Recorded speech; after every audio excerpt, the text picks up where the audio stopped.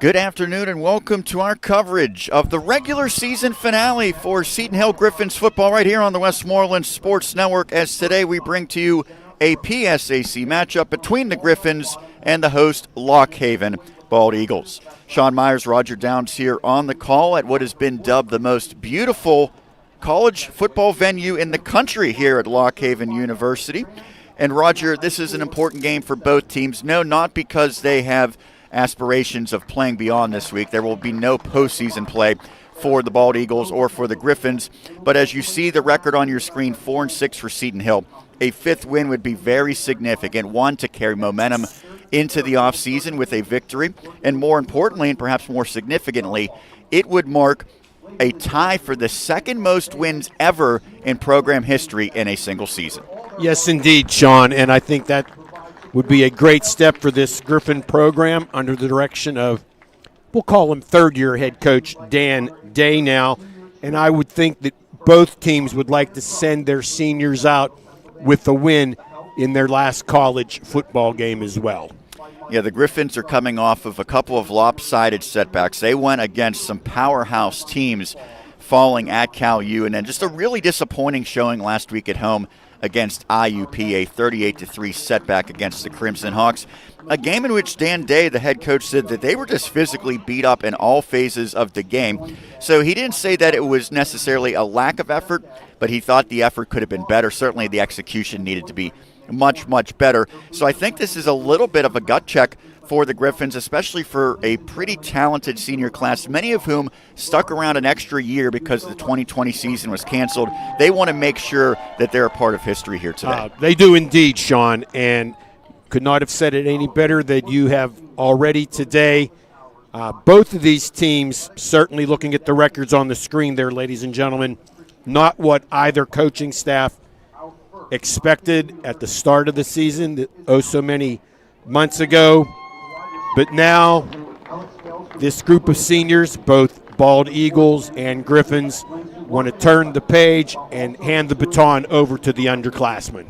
And John Kelling in his second year, but first season actually guiding this team on the field for Lock Haven University. It has been a struggle when you look at the record. 0-7 in the PSAC East, 1-9 overall. That being said, it is a program that has struggled year in and year out. He's hoping to turn things around. I know Dan Day was very glowing in his comments about Kelling, and he said their record isn't good, but it's not because of lack of talent. It's a lot of younger players. They are growing up, learning what it takes to play at the collegiate level, and certainly when you look across their roster, you're going to see a lot of youth.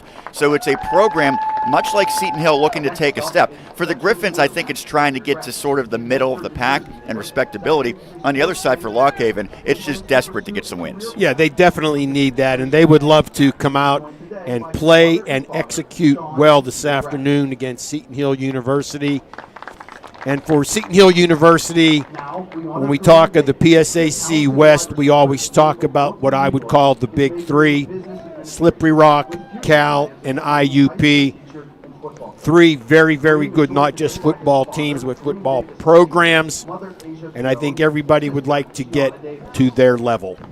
And talking to Coach Day, he said it kind of reminds me where we were at in my first year, speaking of Lock Haven, and this season, the first contested on the field for John Kelling. Now he's been able to recruit some of his own players, but you're probably going to have to wait 3, 4, 5 years before you really see the fruits of that labor. We're starting to see that now with Dan Day. And again, when you look at 4-6, not that impressive, but for a Seton Hill program that has only won 5 games twice in its entire history, it is impressive. It is impressive indeed, Sean. And I know that Coach Dan Day, in the PSAC and in the coaching ranks at any level, he is by far the most positive individual coach that I have ever come across. And his kids should be very proud and thankful that they are playing for such a fine man. Not just a football coach, but a fine man. And it should be a fine game here on Senior Day, the regular season finale for the Griffins and the Bald Eagles. We'll take a break. When we come back, we'll run down some of the key players before today's matchup. Seton Hill football coverage 2021 continues right here on the Westmoreland Sports Network. When I first came back, one of the first things that blew me away was our facilities. how the fields have grown up in that whole complex down the hill, our weight room now, I mean, how that has been, remodeled and changed and overhauled. Our baseball field is, in my opinion, one of the best in the nation, Division II wise. And just having Sullivan Gym open for us all the time with the nets in there whenever we wanted to get work in, which is possibly why I got to where I am, because all the extra work that I did put in. I think our facilities are one of the best across the PSACs, and that's definitely a huge recruiting tool as we are able to draw the athletes for the academics in addition to the great things they can get on the athletic side of it. I don't think I would be able to thrive in a big school. I think I like that the professors know my name. I like that when I'm walking down the hall, I can say hi to someone and I actually know them.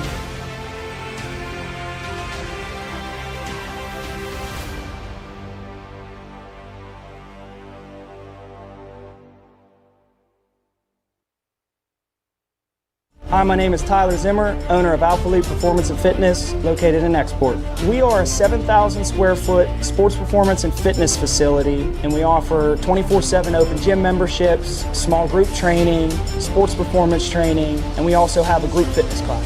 You have an hour with me, but how can I impact these kids when they leave my facility? How can I make them happier, stronger mentally, stronger physically, stronger spiritually to take on what the world and these people throw at you? If you dominate the little things in life, you're going to dominate the big things. It's very apparent. It's not just a home or a car. It's the 6 months you save for your Ultra HD flat screen, just in time for football season, and the overtime you worked for that third car, so your teen can drive himself to practice. While other insurance companies just see them as a bundle or combo, State Farm agent Alex Hetrick sees your home and car as things you work really hard for. Alex understands what your things really mean to you. Talk to State Farm agent Alex Hetrick in Murraysville for your home and auto insurance today. You're always on the winning team with Bowser Chevrolet of Monroeville and Bowser Chevrolet Chippewa. Visit BowserChevrolet.com 24 hours a day, 7 days a week, and get the power of Bowser in your hands. With the new Chevy vehicles arriving weekly, reserve yours now at Bowser Chevrolet. See the full lineup of Chevy cars, trucks, and SUVs at BowserChevrolet.com. Bowser Chevrolet, where the power of Bowser is yours. At D'Annunzio's, our menu is extensive with an abundance of selections. The next best thing to being at one of our 3 locations is having our frozen food and jarred sauce in your own home. For our frozen food selections, we have wedding soup, pasta fagioli, lasagna, stuffed cheese rigatoni, ricotta cavatelli, and potato gnocchi. Our jarred sauces include the original, smooth, marinara, and tomato cream. These products can all be found at our restaurants or your local grocer. This is how far we'll go to treat heart, lung, and vascular disease. 15 millimeters. At Excella Health, we believe less can be more. That's why we use minimally invasive surgery in the treatment of coronary artery disease, heart valve repair and replacement, lung cancer, and conditions of the peripheral arteries. For our patients, that means less blood loss, less post-operative pain, and a faster recovery. It means that a disease process that took decades to develop can, in a few hours, be reversed. And for us, it means providing the most advanced and sophisticated care for patients in our region. The Heart, Lung, and Vascular Institute at Excella Health. Expert care here.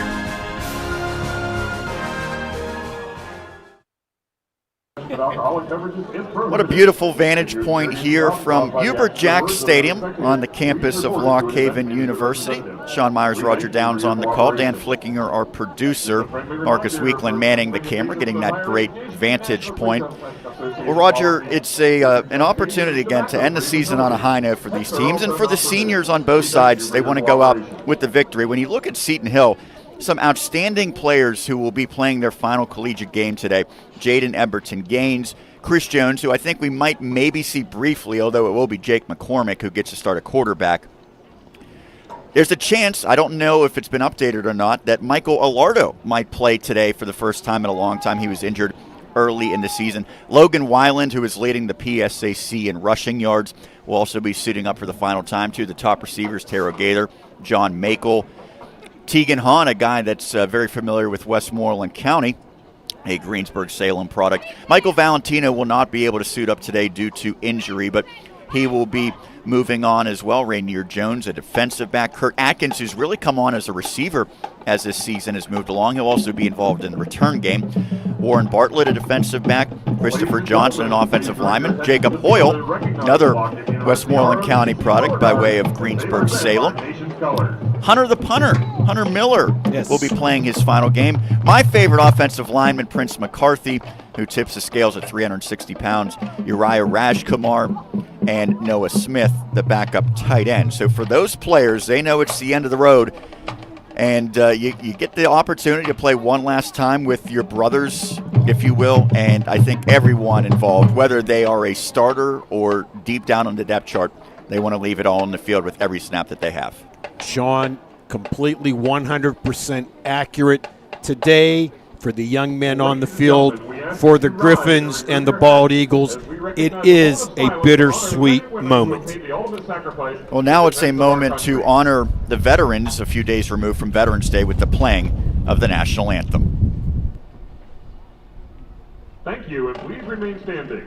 At this time, the Lock Haven University Marching Band, under the direction of Dr. Malin Grass, will honor America with the playing of our national anthem.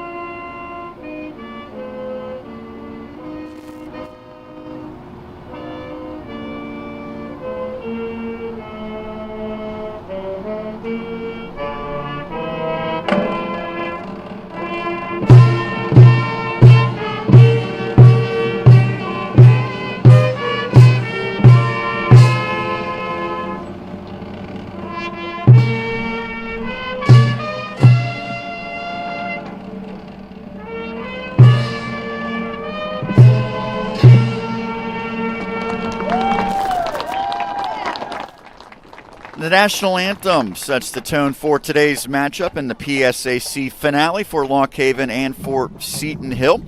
Let's take a look at some of the standout players. We'll begin with the Griffins playing as the road team. Jake McCormick, their quarterback, will get the nod. They have struggled to find consistency at the most important position. They think McCormick probably has the brightest future of everyone on the roster. He is passed for 667 yards and 5 touchdowns, 3 interceptions. The numbers aren't great, Roger, but again, it's a position where they're just hoping for someone who will avoid the turnovers and make the throws that are needed, not someone that has to be a hero. No, you don't need a hero. You need someone to make the play, make it safe, and contribute to what all people are hoping for if you are a fan of Seton Hill University, a victory here today at Lock Haven. And one reason why they don't think McCormick will have to maybe do a lot today is because Logan Weiland has been one of the best running backs this season. 1,074 yards, 8 touchdowns on the ground. He leads the conference in rushing, tied for second in rushing scores. He also has the most attempts. He's been a workhorse. Taro Gaither, top receiver, 36 grabs, 491 yards, and 3 touchdowns. Those two players suiting up for the final time will be paramount offensively. Indeed, and Logan Weiland, multi-sport athlete at Seton Hill University, also a very, very talented lacrosse player. On the other side of the football, offensively for the Bald Eagles, Ethan Persa, a redshirt junior, has thrown for over 1,000 yards and 5 touchdowns. Coach Day said he's a very talented passer. Maybe not the same weapons around him that some of the past opponents have had, but he thought Persa was an awfully good one. DeAndre Wakefield, the leading rusher, 453 yards on the ground. Chris Hicks is the top receiver at 255 yards. Again, a team used to going against Cal U and Slippery Rock and IUP. Not the same level of talent at the skill positions for the Bald Eagles.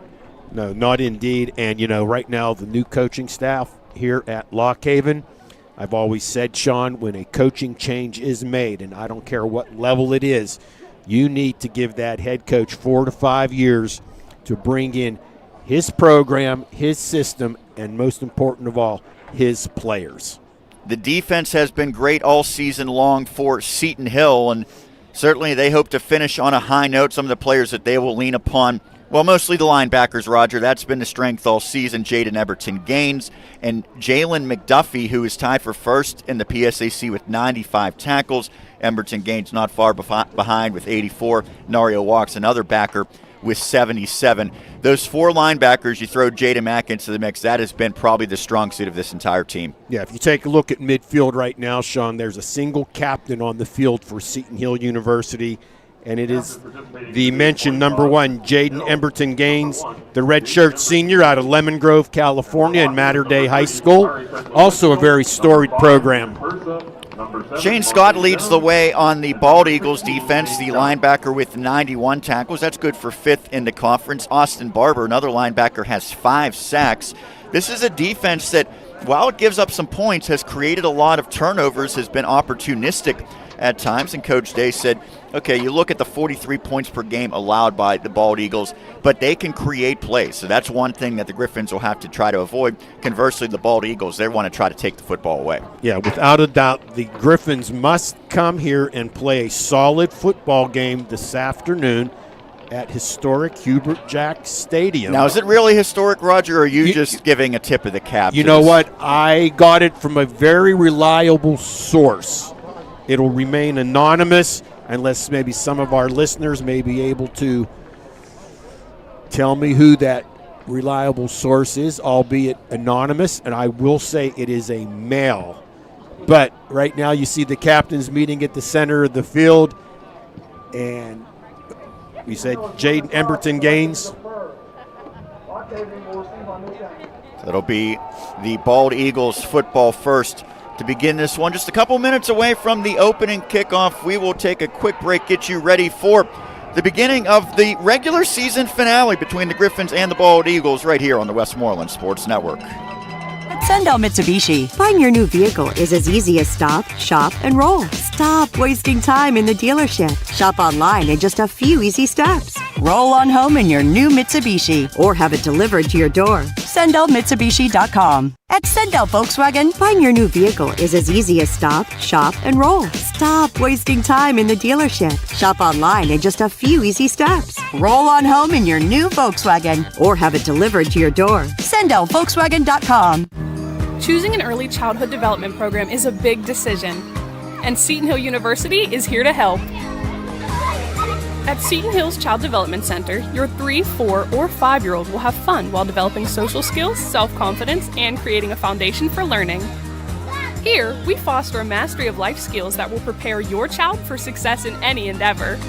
Learn more about the Seton Hill University Child Development Center by visiting setonhill.edu/childdevelopment. Dan Day fired up. Can't help but get fired up when Enter Sandman comes on before today's matchup here. Dan Day knows about the greatest season in Seton Hill history. He was a member of the team that won 10 games back in 2008.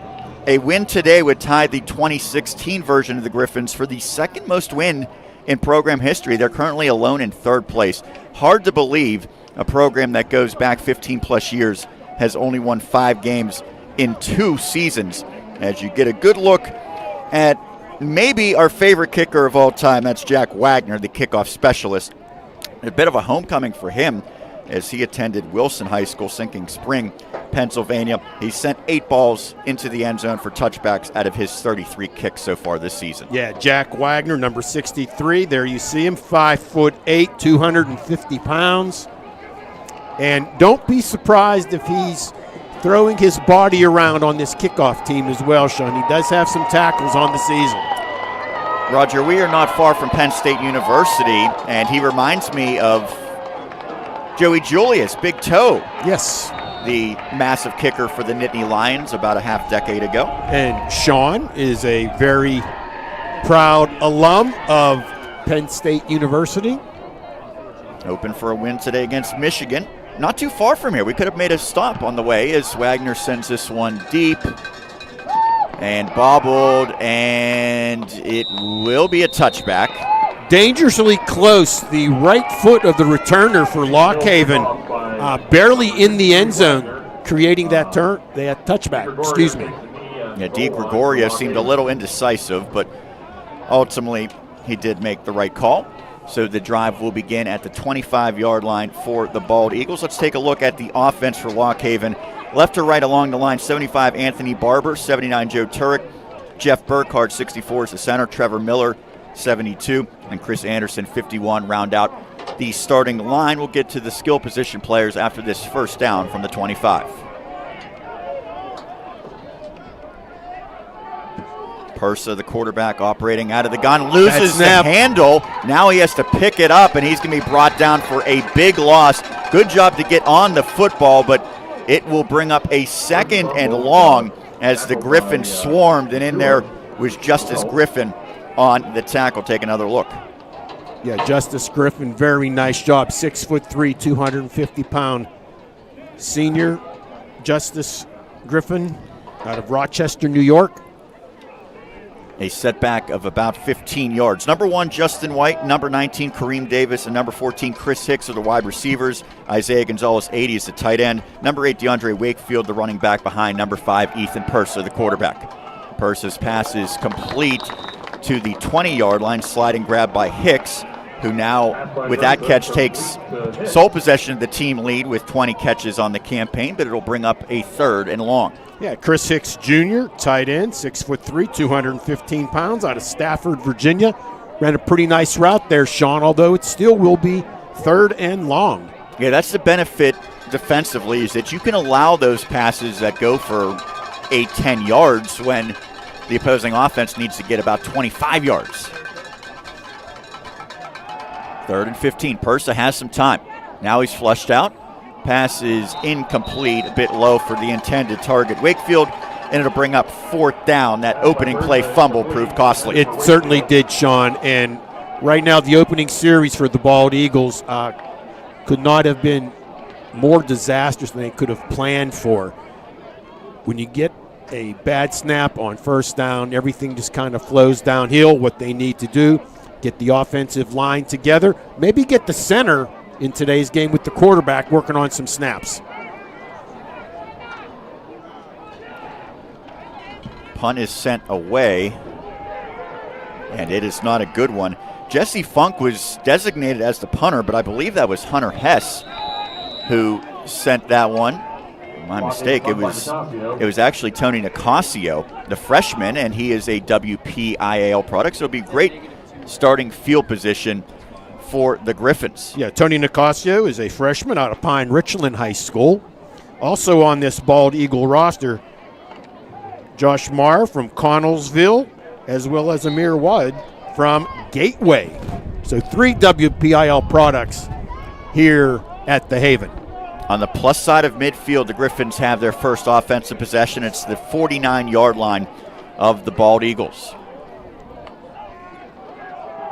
Hand off to Weiland, and he's not going to make it back to the line of scrimmage. Stopped right at midfield, a 1-yard loss on first down for the leading rusher in the PSAC.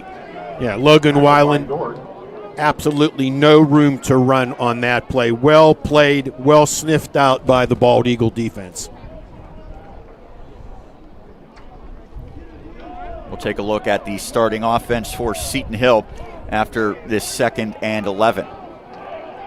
McCormick out of the gun.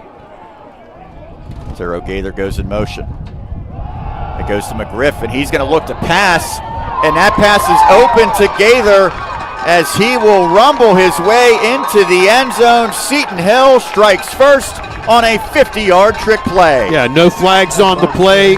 Well executed by the Griffins, taking a bit of that over-aggressiveness of the Bald Eagle defense. Now we have flags on the play. That will be after the score, however. Take another look. You could tell with the way that McGriff was running, he was going to have that option Yeah, he had to make sure that the pass was accurate and secure the ball as well. Comes with 12:38 remaining in the opening quarter of play.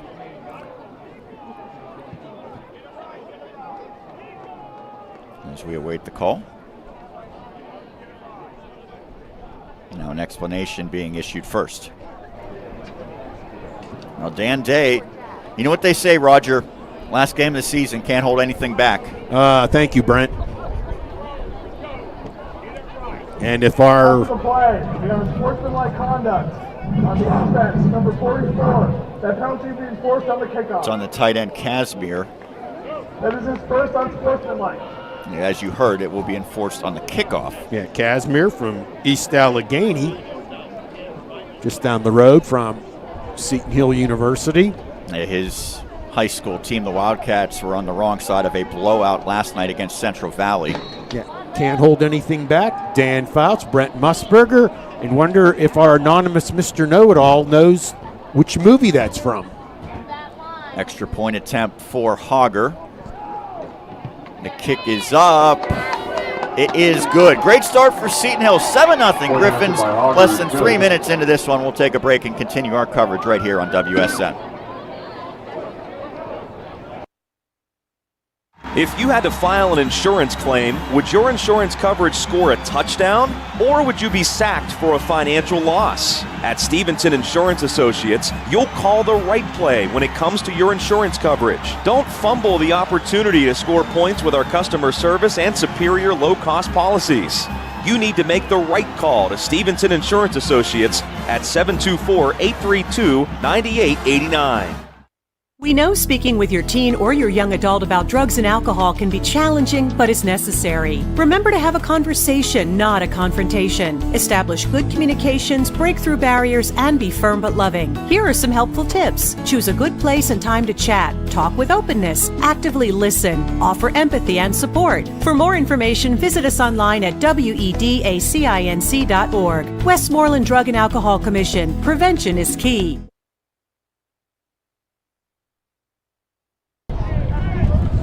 Trick play, 50-yard touchdown for the Griffins has Seton Hill up 7-0, but with the penalty, they will be backed up. So Wagner, who sent the first one into the end zone, probably won't be able to do so here. You know what? Right now, with this opportunity for great field position, the Bald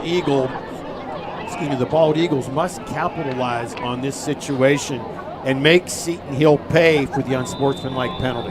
Daryl Pollard and Adam DiGregorio, the two players back, they're standing at the 20 and 15-yard line, respectively. Griffins will send this one from their own 20, and they're going to hold it as it's... We've had some wind gusts, which does not feel good since we are outside and on the roof of the press box here today. Bundled up the best that we can.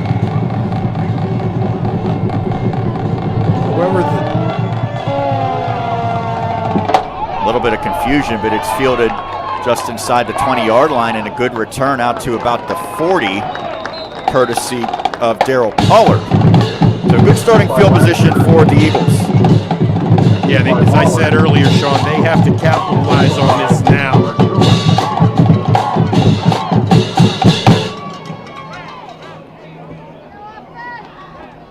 Well, it's an offense that has struggled this year. And conversely, Seton Hill's strength has certainly been its defense.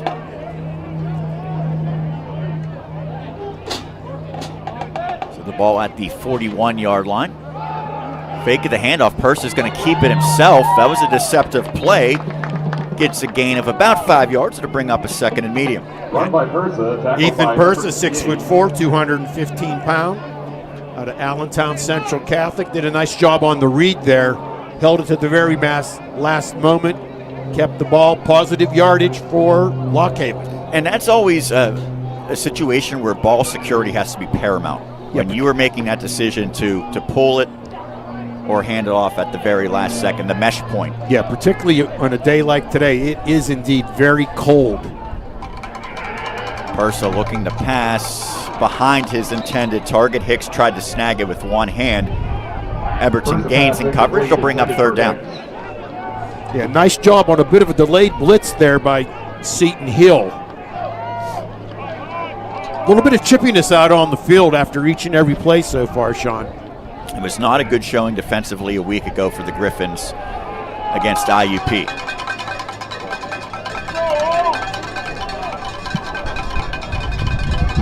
Third and 4, ball at the 46-yard line. Looks more like 5 to me, but we'll go with the scoreboard. Persa tipped, incomplete. Well, a few of these short passes have been just off, and now a late flag comes in. You know what? That very well may be going against Jalen McDuffie of Seton Hill. It's back and forth both ways. Second guy always gets caught. That would give a first down. And that's the negative part of the whole thing. After the play, unsportsmanlike conduct, number 9. Defense. Right you are, Roger. It is on the senior McDuffie from McDonough High School in Waldorf, Maryland. Yeah, not only is it like a boneheaded play, they stopped them on third down. Okay, you made the play, get back in the huddle or get back to the sidelines. Act like you've done it before, which they all have, and play on. But right now, Bald Eagle taking advantage of the penalty. It advances it to the 39 in Griffin's territory. As a first down run, courtesy of Wakefield, the freshman. Top 2 running backs are both freshmen on the depth chart. Jacob Sturm listed as the backup. Wakefield out of Norristown.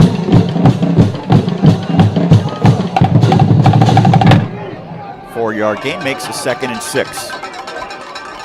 Not even 4 minutes into this one, Griffin's up early, courtesy of the trick play McGriff to Gaither for 50 yards. As that one goes nowhere, Wakefield absolutely hammered in the backfield. Coming in with the tackle for loss, it's Jaden Mack. Tackled by Mack and McDuffie. Jaden Mack took both the quarterback and the running back on that play. That's the best of both worlds, right? Here we go. We got one. McDuffie there as well. Nowhere for either ball player to go. Yeah, if Persa had kept that one, it was not going to turn out any better in all likelihood. 3rd and 8 now. Lock Haven needs to get it to the 29-yard line to continue this drive. Persa looking to pass, and looks like miscommunication.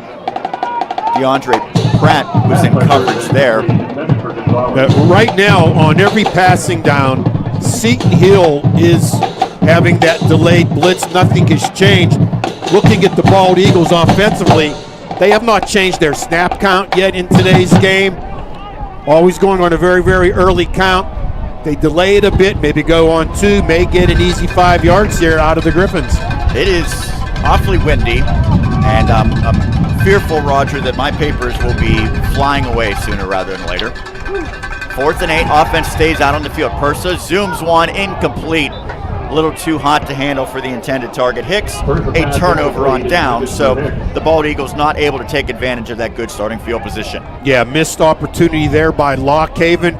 Right now, they got to tighten up on defense and prevent Seton Hill from at least getting a first down. If Seton Hill gains some momentum here, very likely to score again, which will enter into the psyche of this Lock Haven team like, oh no, here we go again, falling behind by big numbers. You saw number 9, McDuffie, probably nobody happier than him that that drive resulted in a turnover on downs. Could have been offsides, but the Griffins did not snap the football quick enough, and now Weiland absolutely popped a couple of players in, including Isaiah Reed, the 6'1", 265 freshman,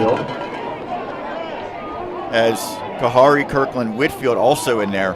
Weiland got smacked. Yeah, he certainly did. We could hear the pop all the way up here. Right now, the running game not being very, very kind to the Griffins, and that's a credit to the defense of Lock Haven.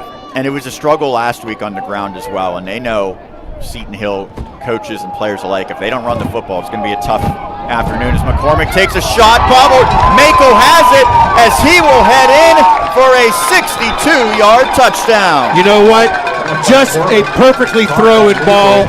I personally thought it was going to get intercepted by the defense. Not the case. And as I said just a few moments ago, Got to be careful, Bald Eagles. Here we go again. There has not been many splash plays through the passing game this season, but that certainly qualifies as one right there. And Makel just at that last second got that extra burst. Makel the fourth out of Waldorf, Maryland. And what a very, very nice throw from Jake McCormick, redshirt sophomore out of Neshonoc High School. Hogger, extra point attempt, trying to put his team up 14-0, and a flag comes in. It's going to be against the defense, I would think. But they're going to mark it off against Seton Hill. Might have been a snap infraction. Wind continues to gust here. False start. Luke Hogger, sophomore kicker from Mount Pleasant area, former Viking. His team took it on the chin last night in the WPIAL playoffs. Yeah, they sure did. The Avonworth Antelopes just really, really crushing the Vikings. Yeah, it was the Ian Sam show. 6 touchdowns in the first half. And he did not play in half number 2. Our local Westmoreland County teams went 2-1 last night. Penn Trafford and Bell Vernon both scoring victories as Hogger's kick is up. And it is a 14-0 lead for Seton Hill, not even halfway through the opening quarter. There is a flag down. Players coming off the field for Lock Haven, which might indicate potentially it would be enforced after the extra point.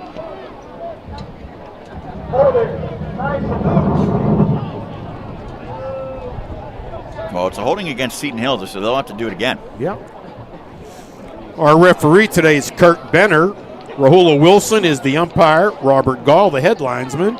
Brian Zollinger, the line judge. Dennis Dunn, the field judge. Ricardo Green is the side judge. And Brian Burt is the back judge.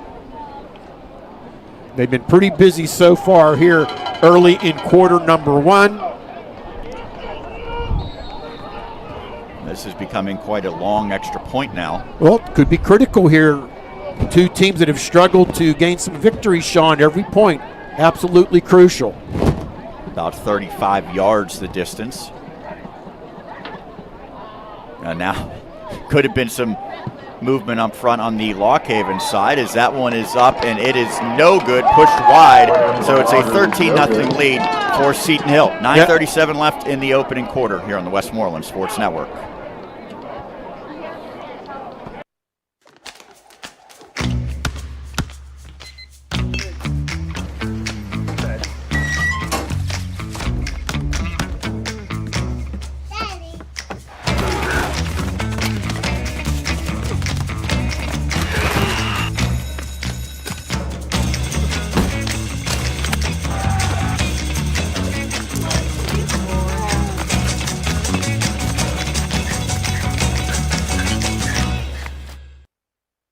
Being a champion takes more than talent, more than the perfect pass, more than using your head.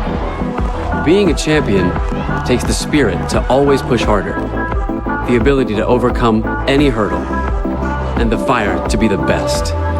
Welcome to Division II, where the pursuit is yours to create. And the question isn't, can you do it? It's, will you?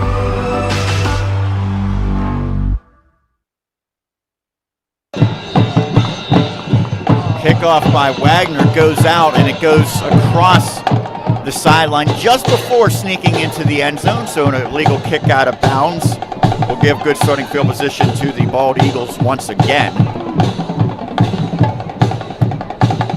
Yeah, nice decision by Adam DiGregorio to let that one go. There's been some special team struggles for the Griffins so far in this one.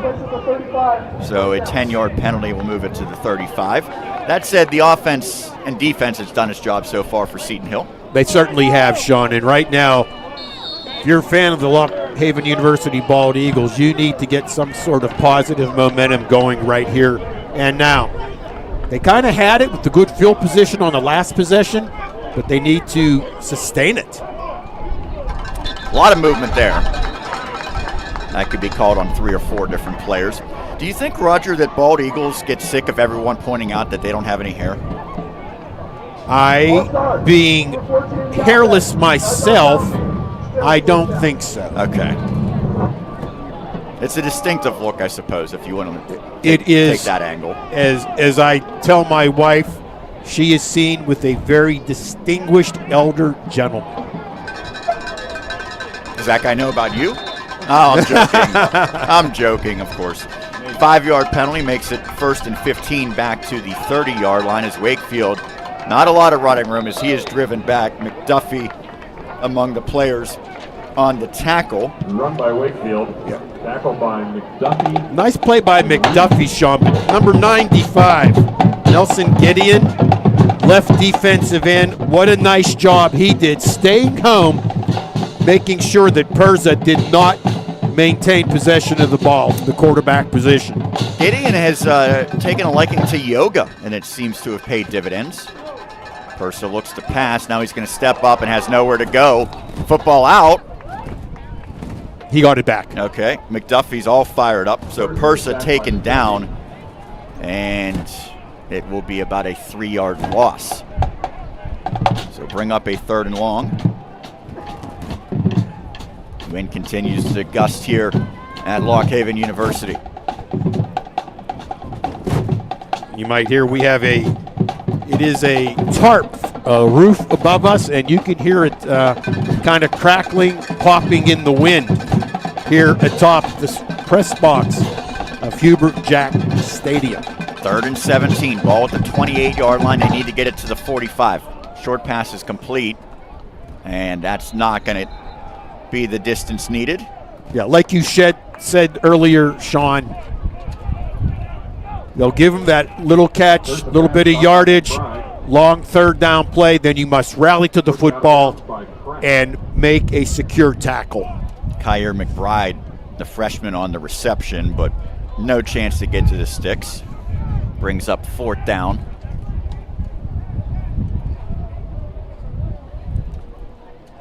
So a punt scenario here.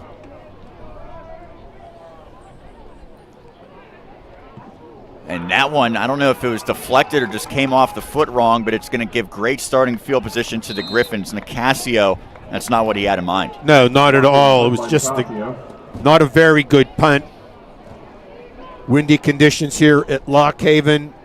Right now, Nicasio's talking to himself, the youngster out of Pine Richland. His former high school, the Rams, won last night. They'll be taking on the Penn Trafford Warriors in the WPIL playoffs next Friday. Ball to the 46 in Griffin's territory. Seton Hill, has had really good starting field position on their 3 drives. Yeah, not only have they had good field position, Sean, running game not there, passing game just working beautifully right now. Pass complete to the outside to McGriff, making a move to dodge a tackler, and then he's going to be stopped right around midfield. So a short gain. It's going to be a gain of 4 yards.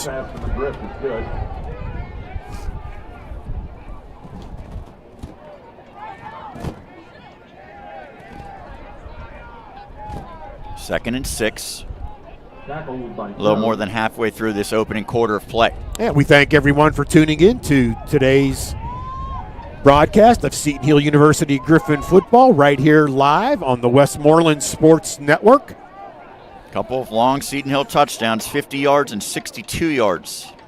Has the Griffins in front is Weiland. Maybe a yard. Yeah, not a lot there for him. Well, there's no doubt about the Bald Eagle defense certainly is very, very much aware of Logan Weiland, his number of carries, and his impressive yardage this season. Yeah, he has been a workhorse.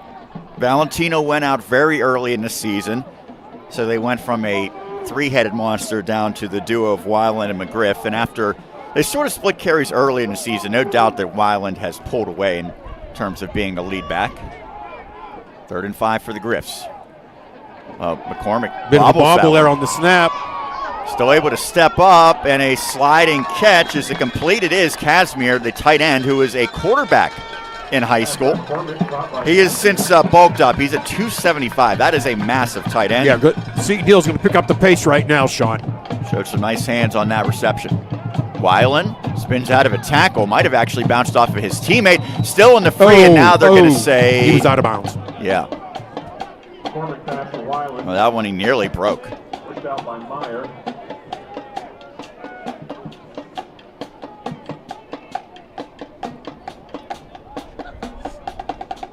Seton Hill has scored on its first 2 possessions. Touchdowns on both, although the extra point missed after a couple of penalties on the most recent score. And that's why it's a 13-0 lead for the Griffs as McCormick goes under center. Fakes the handoff, now a bootleg, has to get rid of it, and maybe that pressure is just enough to force an errant throw as Casimir the intended target. Intended for Casimir. Yeah, certainly not the best throw. That was big. Hakeem Johnson, the freshman, in on the pressure.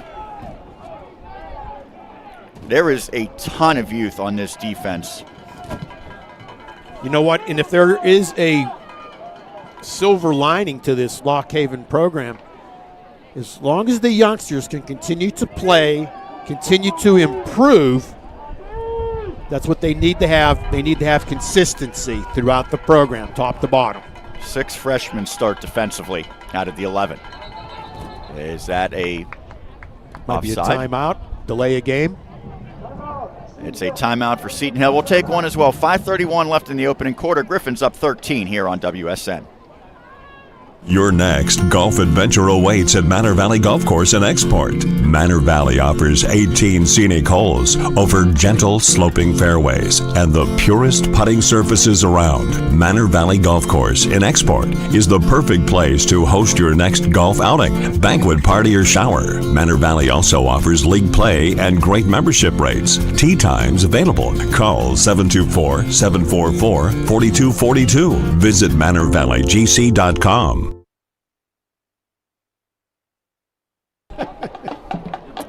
Griffins facing a 3rd and 6 after the timeout. And Roger, you thought that they took that timeout potentially to avoid a delay of game. Yeah, I was looking at the play clock, Sean. They got it with about 1 second left on the play clock. Good job by the assistant coaches and head coach Dan Day to be aware of the situation. And you'll gladly use a timeout for that reason. In the first half is a 1st down and more by Weiland, still on his feet inside the 15, showing some strength. Logan Weiland establishing himself here at Lock Haven. Yeah, what a nice job by Logan Weiland. Nice blocking at the point of attack. Let's look at the wide receiver. Tyro Gaither downfield. How's he doing? Good job not getting into the back of the defender for Lock Haven. Yeah, sometimes once the run has already picked up a lot of yardage, you just want to make sure you avoid getting a penalty to bring it back. Yeah, you don't need a senseless penalty. Now down to the 12. Griffins can still get a Fumble. 1st down, and oh no. Oh, the ball is still loose. I'm not sure exactly what McCormick was trying to do there with a ad-lib pitch back to Weiland. I don't know if it was an ad-lib pitch, Sean, or if he was just Fumble recovered by Thomas. trying just to get a handle on it, and he didn't get it. Okay, so I think Weiland McCormick was down. I believe. Well, you know what? That has to be it. With as quick as that whistle came out. There you see it. Although you can argue he didn't have possession of the football, but the officials said that he did, and that's a good thing for Seton Hill. It is. They'll go 2 running backs here with both McGriff. Is McGriff going to take a wildcat here? McGriff running, getting some good blocking outside, and he's brought down at about the 10-yard line. Pretty nice blocking on the perimeter by number 81, Todd Phillips. Well, he's got the frame at 6'4".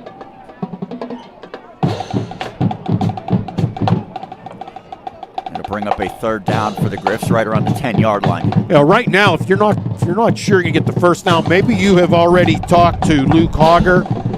Where do you want the ball? Should we need to go after a field goal attempt? It'll be a shorter attempt than the extra point was. That seems pretty likely. McCormick back in. 2 receivers split wide each way. Looks to pass. Has a lot of time over the middle. It was tipped and incomplete. Atkins with a diving effort. Looked like, I don't know if it was tipped or maybe just fluttered, but it did not come out of the hand very pretty for McCormick. It'll bring up 4th down. He did have time, though, Sean, to go through his progressions. Let's see. Here this afternoon.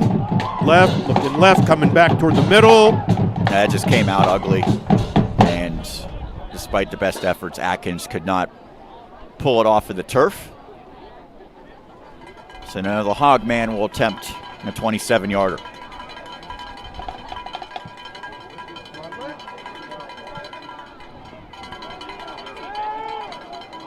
is to put the Griffins up by 16. Kick is up. It is good. They're going hog wild on the sidelines. The Griffins take a 16-0 lead over Lock Haven. We'll continue first quarter coverage right here on WSN. Hi, my name is Tyler Zimmer, owner of Alpha League Performance and Fitness, located in Export. We are a 7,000 square foot sports performance and fitness facility, and we offer 24/7 open gym memberships, small group training, sports performance training, and we also have a group fitness class. You have an hour with me, but how can I impact these kids when they leave my facility? How can I make them happier, stronger mentally, stronger physically, stronger spiritually to take on what the world and these people throw at you? If you dominate the little things in life, you're going to dominate the big things. It's very apparent. It's not just a home or a car. It's the 6 months you save for your Ultra HD flat screen, just in time for football season, and the overtime you worked for that third car, so your teen can drive himself to practice. While other insurance companies just see them as a bundle or combo, State Farm agent Alex Hetrick sees your home and car as things you work really hard for. Alex understands what your things really mean to you. Talk to State Farm agent Alex Hetrick in Murraysville for your home and auto insurance today. 27-yard field goal by Luke Hogger, and now Jack Wagner to send it away. Griffins up 16-0. Fielded back at the 1-yard line. On the return is Di Gregorio, and he's chopped down just past the 20. Do you think sooner rather than later, Roger, we get to a game where there will be no kickoff returns? It very likely could happen, Sean. I know there is the thought of safety on all the kicks. It very well could happen. You know, anymore, if you field a kickoff with a fair catch, take the ball right out to the 25. Why not just, if they want to avoid a lot of high-velocity collisions, start the game with the ball at the 25. Short pass is complete by Persa. Face mask. Yeah, it might be a horse collar, but either way, it's going to be a penalty. That was the tight end Gonzalez from Philadelphia on the reception, and the yardage likely will be tacked on to the end of that. Up by Gonzalez. Gonzalez, a junior. No, it is a face mask, Roger. Why would I ever doubt you? Foolish on my Well, part. I can think of some situations. Take another look. Emberton Gaines got his money's worth there. Yeah, he had two handfuls. Face mask and the back of the helmet. And that's where you really hold your breath, right? Because you see a player's head sort of snapping around. Yes, indeed. Player is helpless, and I know that artificial surface has improved, but it's still hard when you land, especially on a day like today. So that moves it to the 36-yard line. Handoff, and that goes almost nowhere as walks in on the tackle.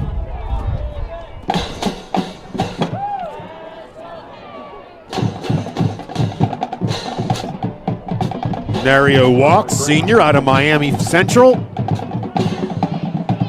Yeah, he's been a little bit overlooked because so much of the attention, rightfully so, on Emberton Gaines and McDuffie, but Walks has been really good this season, at least piling up the tackles, which is what you typically want from your linebackers. 2nd and 10, pass incomplete. Cartier Nice try. Gray. And the Griffins thought they had a turnover. Alton Jones was certainly hoping so. Yeah, he certainly was. Alton Jones, a junior out of Rochester, New York. There's a flag on the play. Jones has moved into the starting lineup in recent weeks, and Seiko Noble Jr. out today, which means After the play, on sportsmanlike conduct, 51 of the offense. 50 yards to the so it goes against Chris Anderson, the right tackle. So Wade moves as the starting strong safety, replacing Seiko Noble Jr. Nice break on the ball there. Perfectly timed by Gray, who has 8 pass breakups coming in it today. And I should note, by the way, there was some bizarre occurrences with the Seton Hill defensive stats Yes. where it seemingly some of those numbers changed inexplicably. So if any of the numbers that I provide defensively are incorrect, I apologize for that. I keep track for every game I do, and I saw several players actually lost sacks from last week to this week. Now, obviously, that's not possible unless you went back retroactively to correct some of that, which might have happened.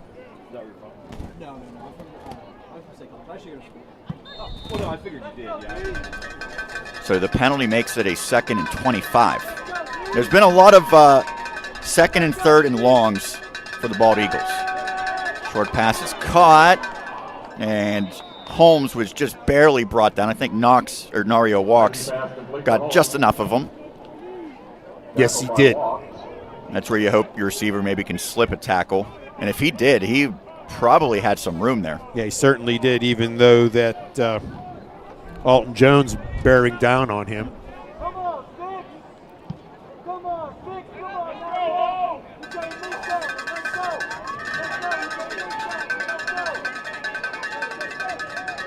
Third and 20. Could be a 3-man rush here from the Griffs.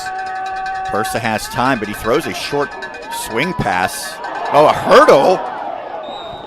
So that's Dante Graham showing the hops, but unfortunately for Graham, he's going to be stopped shy, but still a really good effort. Not stopped that shy, though. It's only, well, what are they going to spot this? About a yard short? 2 yards, maybe. 14.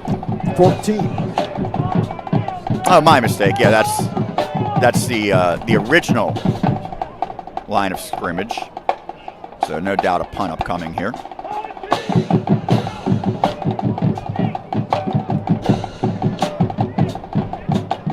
On the play clock. Lockhaven taking a little bit longer to decide what they wanted to do. They're going to get it off. Nicasio struggled last time. This one's blocked. And the Griffins will have a chance to scoop it up. Diving on top of it and getting the touchdown is Hezekiah Hawkins. Special teams comes up big. Hezekiah Hawkins from Port Tobacco, Maryland, and Thomas Stone High School.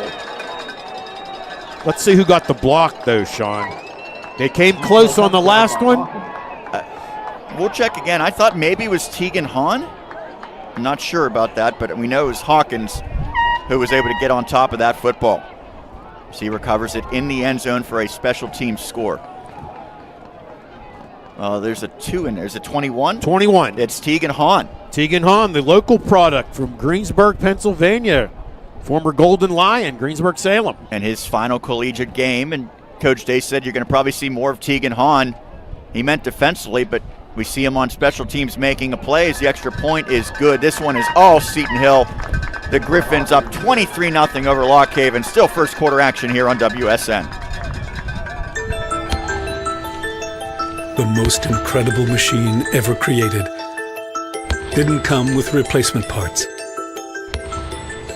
Until now. Rebuilding the human body takes skill, not just science. Some of the region's most accomplished orthopedists are right here at Excella Health. Our team of specialists are using non-surgical treatments, minimally invasive procedures, and the most sophisticated and complex surgical techniques to restore all aspects of human motion. All right. Whether you walk or fly. Orthopedics at Excella Health. Expert care begins here.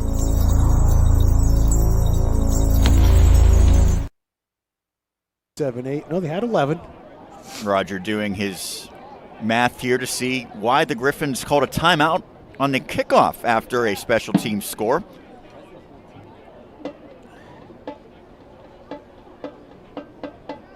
Dan Day emulating a bald eagle, I believe, on that one. Coach Day, I think there's a lot of belief, Roger. This is the guy, if Seton Hill is going to become a team that can contend, he's going to be the right choice to lead them there. Could not agree with you more, Sean. Dan Day is a graduate of Seton Hill University. He played at Seton Hill University, has a wealth of knowledge, a lot of coaching experience, and as I said earlier in the pregame broadcast, I have never met a more positive person, not just a football coach, but a positive person than Dan Day.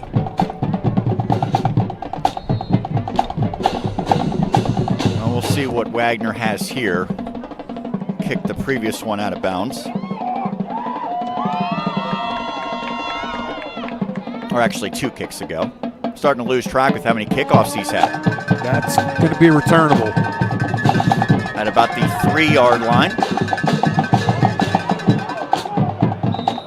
Chopped down is Di Gregorio. The Griffins have 3 touchdowns and a field goal so far in this opening quarter. I mentioned maybe some of their mistakes have come on special teams, but they redeemed that a little bit, right? Oh, indeed, on that last possession, and we'll see the replay right here thanks to our production crew led by Dan Flickinger. Tegan Hahn laying out, getting the block, and then Hezekiah Hawkins timing it up right, gaining possession for the score. And that was not easy with the ball's momentum about to head through the end zone. Now, it would have been a safety if he did not recover, but the fact that he was able to be sure-handed was impressive. First down pass, incomplete, but a flag comes in. Might be a pass interference. I think so, Sean. I think the defender definitely got the ball with the left hand, but if we get a replay, we'll see. I think his right arm might have been draped around the receiver. It was Gray in the coverage. Cartier-Grace played well this season, though. No, it's a holding. Yeah, I think that you could pencil in the linebackers because they were so experienced, so talented, and a pretty good defensive line that had some established guys. But the secondary, it was a lot of unproven commodities, and Gray and Pratt have certainly proven themselves, and the secondary has been, or the safeties rather, have been good enough, even though they've had some moving parts. 34 seconds remaining here in a first quarter. First down. Lofted pass. Caught it. And a terrific over-the-shoulder catch. That's a tough one to track, but Kareem Davis, the junior, hauled it in. Really good ball by Person. It certainly was. Kareem Davis, transfer in out of Delaware State, originally from Brooklyn, New York.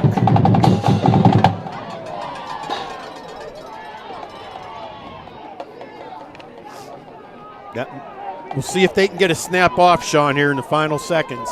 They don't have to, but it looks like they might want to. They've got some momentum right now. Swing pass.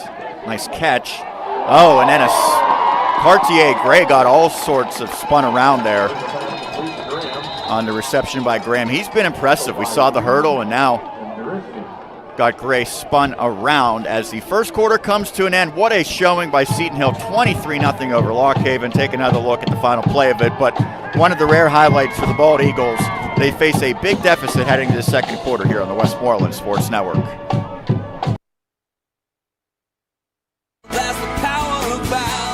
You're always on the winning team with Bowser Chevrolet of Monroeville and Bowser Chevrolet Chippewa.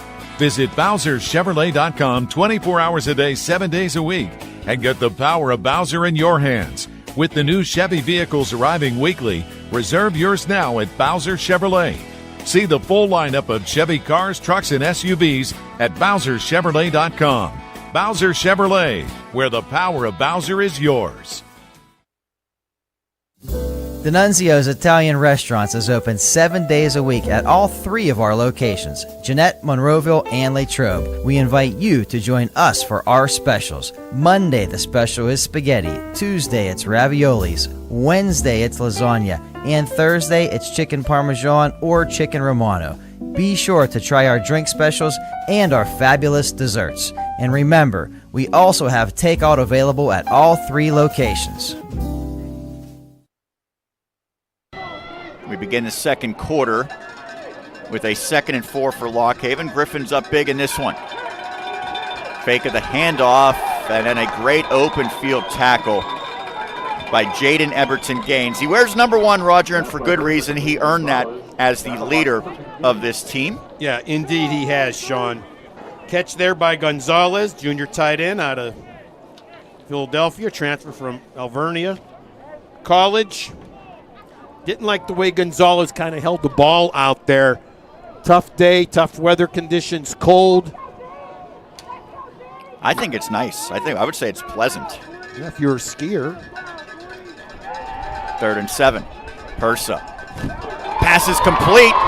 Staying in bounds and getting extra yardage on the reception is Hicks. Alton Jones is down on the play, Sean. Yeah, and they're thinner today at safety with Seiko Noble Jr. out.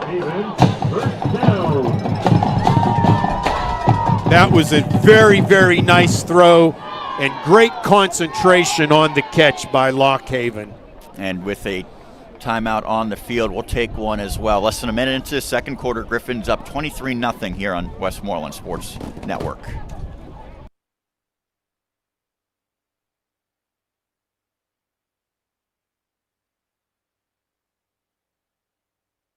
Dr. Scott Learn and his dental team have been caring for the community for over 20 years. Dr. Learn offers a wide variety of dental services, including oral exams, gingivitis treatments, crowns, veneers, and more. He even makes custom sports mouth guards. Call 724-537-3314 or visit scottelern.dmd.com. Dr. Scott Learn General and Cosmetic Dentistry in Latrobe, giving you the confidence to enjoy your smile.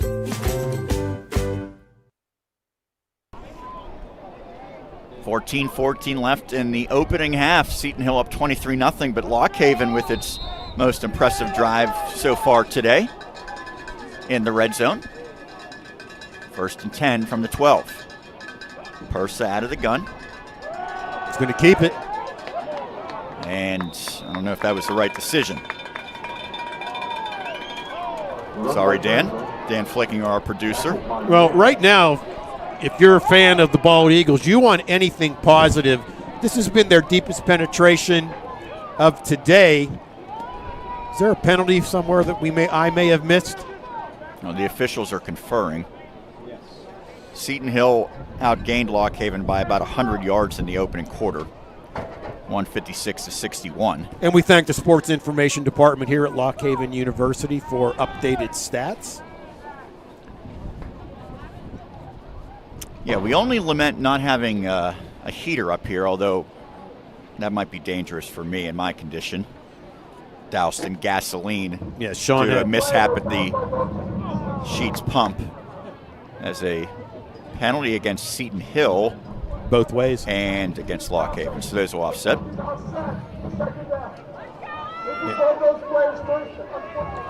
Sean had a bit of an issue with a gas pump as he was refueling his vehicle on the way. Yeah, usually someone comes and does that for me, Roger. I don't have to do that on my own, but in unfamiliar territory up here in central Pennsylvania. How dare they not recognize you here? Yeah. Well, maybe after this broadcast they will. You can find. I made that familiar trek up Route 22 many a times over the years. 2nd and 11, ball at the 13-yard line. Persa, quick pass. It's complete to the outside, shaking free and getting into the end zone for a touchdown. It's the tight end, Isaiah Gonzalez, his 3rd score of the year. Really nice job by Gonzalez on this drive. Nice job by Persa, the quarterback, as well. A couple of nice long balls. Gonzalez, another great concentration on a cold day. Touchdown, Bald Eagles. And that's what you want to see a tight end do, and that's break a tackle.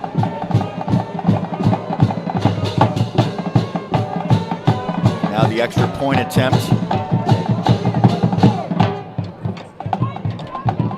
That kick is up. It's good. And it is good. And as a result, courtesy of the Samuel Hershey extra point, Lockhaven on the board, 23-7, Seton Hill in front. Second quarter action here on WSN.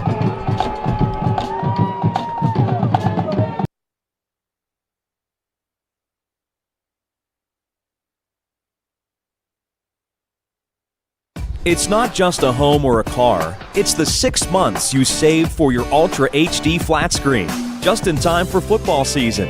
And the overtime you worked for that 3rd car, so your teen can drive himself to practice. While other insurance companies just see them as a bundle or combo, State Farm agent Alex Hetrick sees your home and car as things you work really hard for. Alex understands what your things really mean to you. Talk to State Farm agent Alex Hetrick in Murraysville for your home and auto insurance today. First points for the home team today. Bald Eagles, a 13-yard connection from Persa to Gonzalez, and the extra point by Hershey. What a great name to have. Oh, yeah. He's probably a sweet guy. Yes. Not too far from Hershey. Not all that close, but we're at least in the right direction. As the kickoff, a short one, and now maybe misjudged a little bit by Rajkumar. Yeah. He's back at his 1 yard line, and he's in trouble. Well, he sneaks out of it. How about this return by Rajkumar, but now he loses the football, and it looks like Lockhaven has recovered in bounds. Yes, indeed. On the recovery is Tyrese Story. Well, Rajkumar did everything he could to escape multiple tackles, but ultimately, as we've seen a few times, Roger, sometimes doing too much. Yeah, and Dory from Staten Island, New York. Johnny on the spot there. And that was awfully close to going out of bounds. Well, momentum is certainly a valuable weapon, and it might be on the side of the home team right now. Absolutely. You know, Roger, I would be okay with the temperatures if we could just nullify the wind. I don't know if that's going to happen or not, but right now, if I was Lockhaven, I would go on a long count, draw Seton Hill off. They're all kind of fired up and upset a little bit. Take a shot deep as well. Now Persa is going to air one out. One-handed effort, but it falls incomplete. That was Wakefield, the running back he was looking for. Maybe a bit of a wheel route there. Trying to see who just went off the field for Seton Hill, Sean. Somebody limped off the field. It looks like it might be Alton Jones again. Yeah, Jones was shaken up earlier. Not been a lot of flow to this one so far. Not even 2 minutes into this second quarter of play. 30 points combined between these squads. Low snap, look out, goes 5-hole. Persa picks it up and he gets hammered. Well, he did a good job just to get on it, but Desua in there, Cohen in there, no chance for Persa, the quarterback. It goes for a big loss. Yeah, Persa actually took a big risk just going down for the ball, trying to secure it and possession of it, and then trying to do something with it. Many times it's just better to gain possession, get it, and learn to take it another down and go right after it.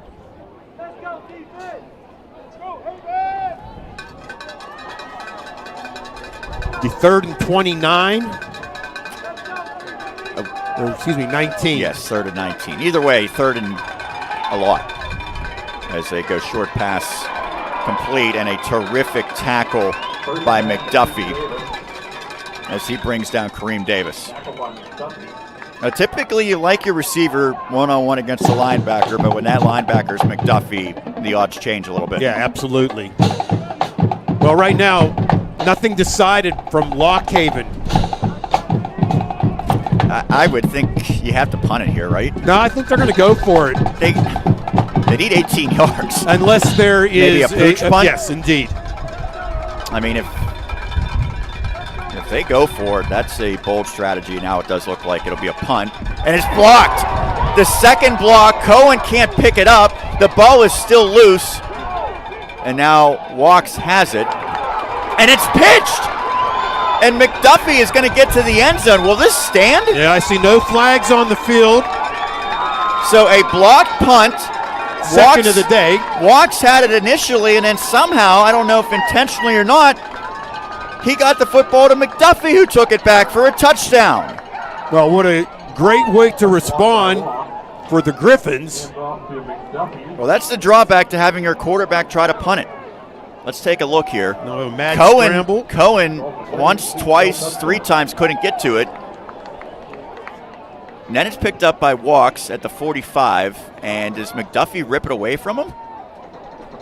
All right, The so referee McDuffie was right there. took it there, and I guess because the ball actually wasn't pitched, even though McDuffie was ahead of Walks, I would believe that would be legal in that scenario. Well, the referee, Kurt Bender, had an excellent view of the whole play, Sean. And the extra point. The kick is up. It is good. Seton Hill with 2 special teams touchdowns extends the lead. It is 30-7. We'll take a break to catch our breath. Griffins up big in the second quarter here on the Westmoreland Sports Network. Hi, I'm Juliana Nichols, and I'm a biochemistry major. I'm also part of the honors program and a resident assistant here at Seton Hill University. One of my favorite Seton Hill experiences was working on a chemistry and anthropology-based research project. I looked at new ways to prepare bones with applications to medicine and science. I intend to apply everything I've learned as a clinical pharmacist in the future. For this and so many other reasons, I'm very grateful for my Seton Hill experience. The Chamber of Commerce for Westmoreland County is one of the largest chambers of commerce in the Commonwealth. We work on workforce development. We work on the county's comprehensive plan, economic development, transportation, and building businesses that affect our community. Westmoreland County Chamber of Commerce, building business, connecting communities, and empowering everyone. Another kickoff goes out of the bounds off of the foot of Wagner. Oh, it's been a lot of boom and bust on special teams today. The Griffins have 2 touchdowns off of blocked punts. They've come in completely different fashions, however. One recovered in the end zone, one recovered about midfield. As you see the wind wreaking some havoc. I don't even know how to write that last touchdown, so we'll get official confirmation. It's a McDuffie defensive or special team score, however you want to phrase it, but how we got there, certainly unique as he kind of ripped the ball away from his teammate Walks. Well, we'll get an update in the scoring from the SID here. Yeah, people who get paid to make those statistical decisions. Nonetheless, it is a touchdown for Seton Hill. 11:44 remaining in quarter number 2. Griffins 30, Bald Eagles 7 at the moment. Persa, high pass is caught, goes for a short gainer to Wakefield. Roger, if my count is correct, and keep in mind that my fingers are barely working at this point, so I might have missed something. This is the 7th possession for Lock Haven, and Seton Hill has had 3. How crazy is that? 7 possessions against 3. Yeah, and you know, a lot of times people will look at number of possessions and time of possessions. However, it's what you do with the ball during that time frame. And of course, special teams comes into play as well. So McDuffie gets a 40-yard return after Walks got a 15-yard return. For what that's worth. Safety blitz. Pass intercepted. Everton Gaines has it at the 46-yard line. Seton Hill strikes again. Big play after big play for the Griffins. Yeah, you know what? Nice job by the defensive staff at Seton Hill this afternoon. Second pick of the season for Everton Gaines. Seton Hill will start in pretty good field position right now. Here's the replay. I think we saw a slam dunk there on the end of that too. Well, we've seen a number of slam dunks, particularly with Seton Hill baseball. Yeah. They have their little hoop there at the dugout, and after a fine play or defense or offense, you get to slam dunk it. You got to get Marcus down there to throw one down 360 before this day is done. 37-yard line is where Seton Hill begins his drive. A rare offensive possession. It's a double reverse. Oh, what a trick play. McCormick's going to air one out and out of reach of Taro Gaither. That's one where you almost feel obligated to take a shot deep if you're McCormick after all that trickery, right? Unfortunately, McCormick looking to his left the whole time once receiving the ball. Atkins there on that last pitch. Oh, he has him right there. McGriff was down the sidelines. No one near him, just out of our screen to the bottom. Phillips was open initially, but because that takes quite a while to develop, and now you see number 6 leaking out. Yeah, he was wide open. Well, last game of the season. Can't hold anything back. Weiland. And he gets a gain to the 32. We never explained what movie that's from, Roger. I believe it's from The Waterboy, starring Adam Sandler. That is absolutely correct. Wonder if he's tuning in right now. He very well could.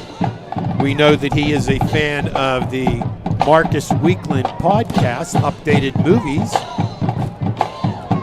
Marcus, is that true? Are you fibbing right now? Yes. Okay. Marcus on our camera today. We thank him very much for braving the elements here at Lock Haven.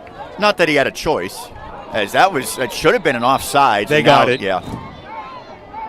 Couldn't get back. Offsides is always interesting because sometimes the play actually happens where it's a free play. Other times it's stopped dead. And I believe at every level, the center basically is told to snap the ball if you see an offsides, right? Yeah, indeed. I had, my offensive lineman, my quarterback, everybody knew somebody's in the neutral zone, snap it, we're liable to get the offsides, encroachment call. Even if there's a fumble, we'll retain possession and go from there. It's first down. Yep.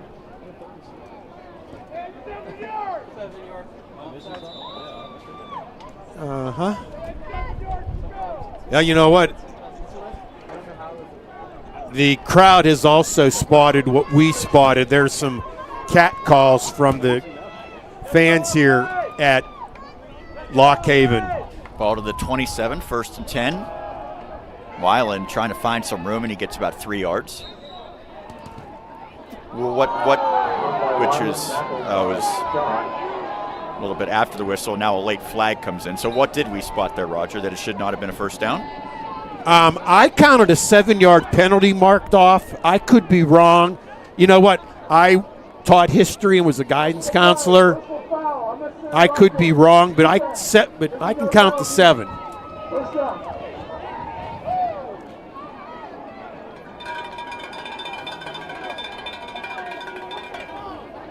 There you see the penalty as the Griffins now enter the red zone.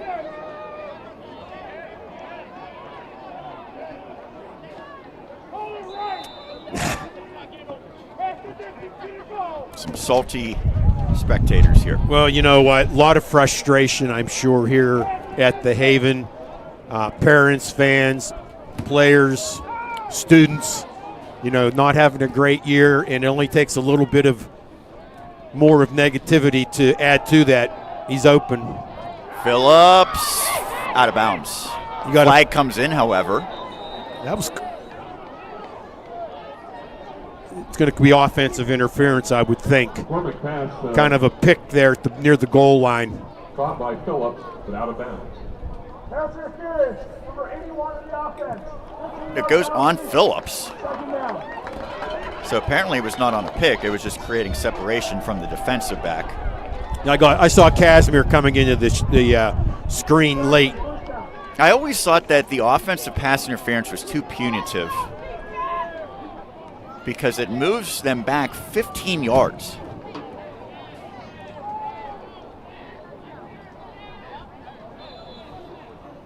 When I become the commissioner of college football, Roger, I'm going to change that rule. Okie dokie.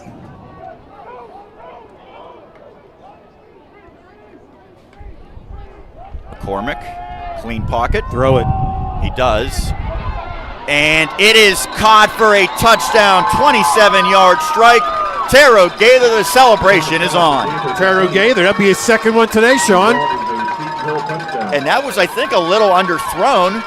You know what, if you look on the replay, and I'm sure we'll have it here, Taro Gaither kind of boxed him out like a basketball player, kind of got his Gaither's butt right into the defender and was able to position himself to make a catch. Maybe Kendrick Saunders watching that effort against Brandon Lee, the defensive back. Now, the offense and the scoring has been aplenty for Seton Hill in this one.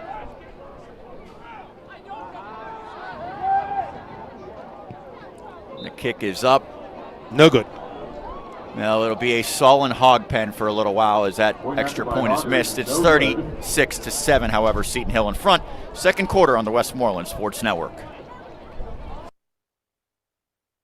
When I first came back, one of the first things that blew me away was our facilities. How the fields have grown up in that whole complex down the hill. Our weight room now, I mean, how that has been, remodeled and changed and overhauled. Our baseball field is, in my opinion, one of the best in the nation, Division II wise. And just having Sullivan Gym open for us all the time with the nets in there whenever we wanted to get work in, which is possibly why I got to where I am, because all the extra work that I did put in. I think our facilities are one of the best across the PSACs, and that's definitely a huge recruiting tool as we are able to draw the athletes for the academics in addition to the great things they can get on the athletic side of it. I don't think I would be able to thrive in a big school. I think I like that the professors know my name. I like that when I'm walking down the hall, I can say hi to someone and I actually know them.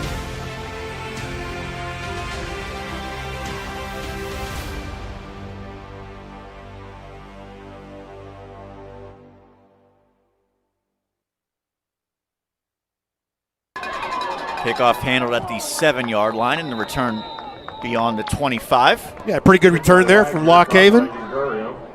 DeGregorio. Average just shy of 18 yards per kick return coming into this one. Well, Seton Hill, this kind of is reminiscent of the Clarion game, Roger, which still a long way to go in this one, but the Griffins really dominated that game against Clarion and won 49-0. Almost every other game that they've won and many that they've lost has come down to the final moments, however. It's been a lot of competitive football games. One possession, losses and wins for the Griffins this season. Well, that's not going to help the Bald Eagles' cause as Graham driven backwards. Run by Graham, tackle by Mack. I think there is a benefit to playing in those close games, although it has to be frustrating. When you look at Seton Hill's record, they could easily have 2, if not 3 more wins. Yeah, indeed. It comes down to, final play, and a lot of people say, wow, he made a field goal to end the game, and our team won. Many times the game is won and lost prior to that one specific play. That was a 2-yard loss, and now a fumbled snap and taken down. That's Jordan Heisey, I believe, was taking the snap there. And Griffin now shaken up for Seton Hill defensively. Yeah, Justice Griffin reached out to try to tackle Heisey, and he immediately went down. Not a good sign. Looks like trainer Peggy's out there right away. Now he's trying to quickly get up. See if we can see a shot here. 55, Justice Griffin is going to reach out. He made the tackle. And he's immediately going to kind of get in some pain holding on to his left forearm. Everything hurts a little bit more on a day like this, I would say, too. It certainly does.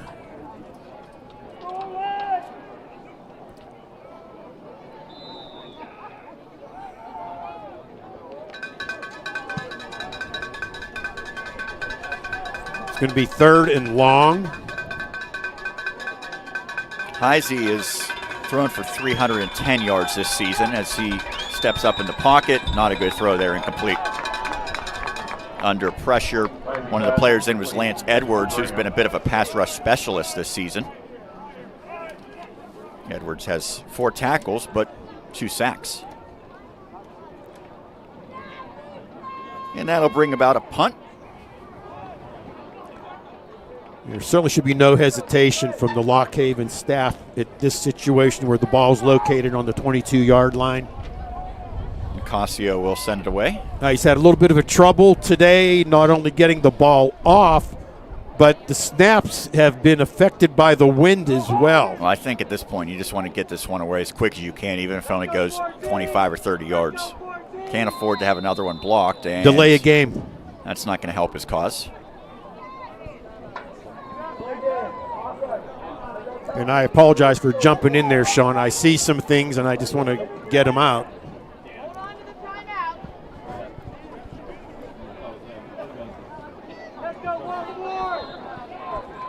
Well, it should be good starting field position for the Griffins as the return man back at about the 50. Look out.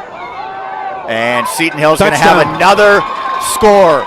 For the third time today, it's Tegan Hahn on a botched punt snap who gets the touchdown. Yep, just said it, Sean. They've been having their troubles with it this afternoon. And once again, it has happened. Special teams, at least so far in the first half of play here today at Lock Haven, have been quite dominant for the Griffins. So that's a 2-yard return by Hahn. Hawkins will probably get credit with a forced fumble there, but it all went back to the bad snap. This is becoming a bit of a nightmare for Lock Haven. Yeah, and we said that earlier, Sean, here we go again. How about this day by Hahn? Would you have penciled him in for making this type of impact today as the extra point? You know what? That one is good. Now the Hog Pen can celebrate once more. You know what? As a senior, you're going to come out and play your best and your hardest.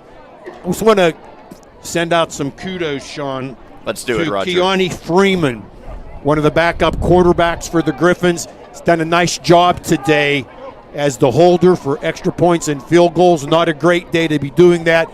He's done it exceptionally well.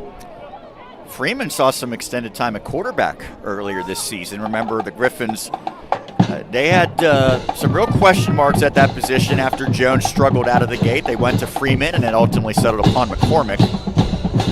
Now you also have Tyler Bradley, the redshirt sophomore from Our Lady of the Sacred Heart, Pittsburgh, PA. How about that big win by the Chargers last night? Yeah, Ulsh defeating Clairton Bears. Clairton takes a 15-0 lead. Ulsh comes back, 29 straight points. They move on in the WPIL playoffs. Will Wagner keep it in bounds? That's one of the big question marks of this game that remains. Ooh, you see the wind knock that one down. Yeah, it bounces and is picked up at about the 7-yard line. And DiGregorio, once you pick it up and don't have any momentum, it's awfully tough to get it back to the 20-yard line. It certainly is. Well, the disparity between possessions will continue. This is the 9th for Lock Haven. Seton Hill has had 4 offensive possessions. I don't know that I've ever seen that before.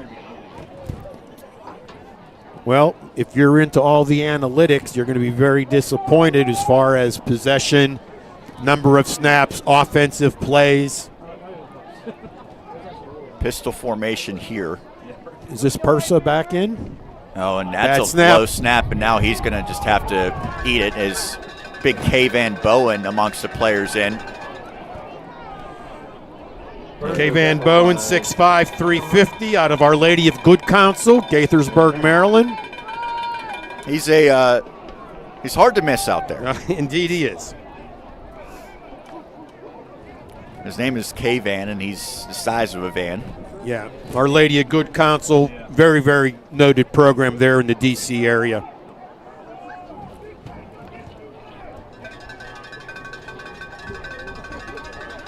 So that's a 6-yard setback.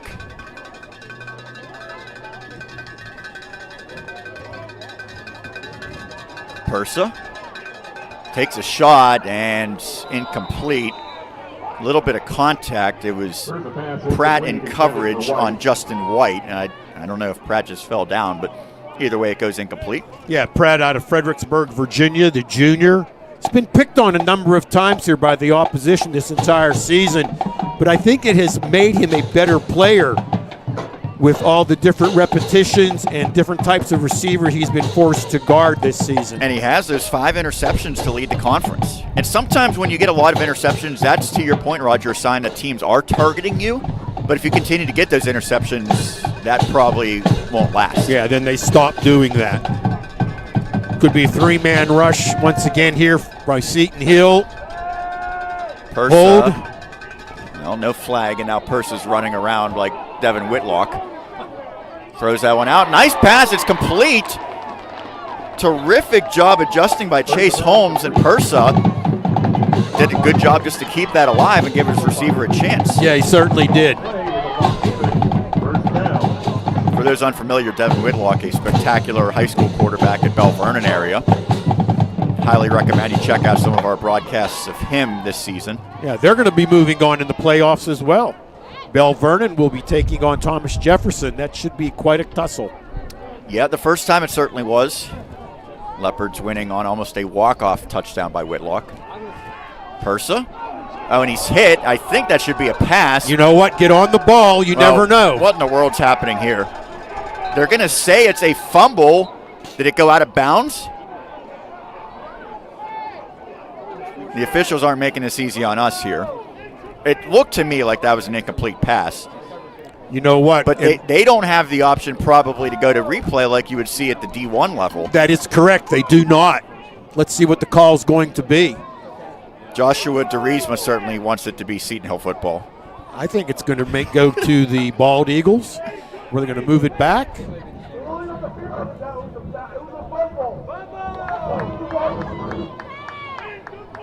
Oh, boy. Well, his mic cut out. He's okay, it was advanced out of bounds on the fumble, which is not illegal, so they'll move it back to where the fumble occurred. Now, is this a fumble, Roger? I'm asking your perspective. No, I think his arm's coming forward from what I see on this particular replay angle.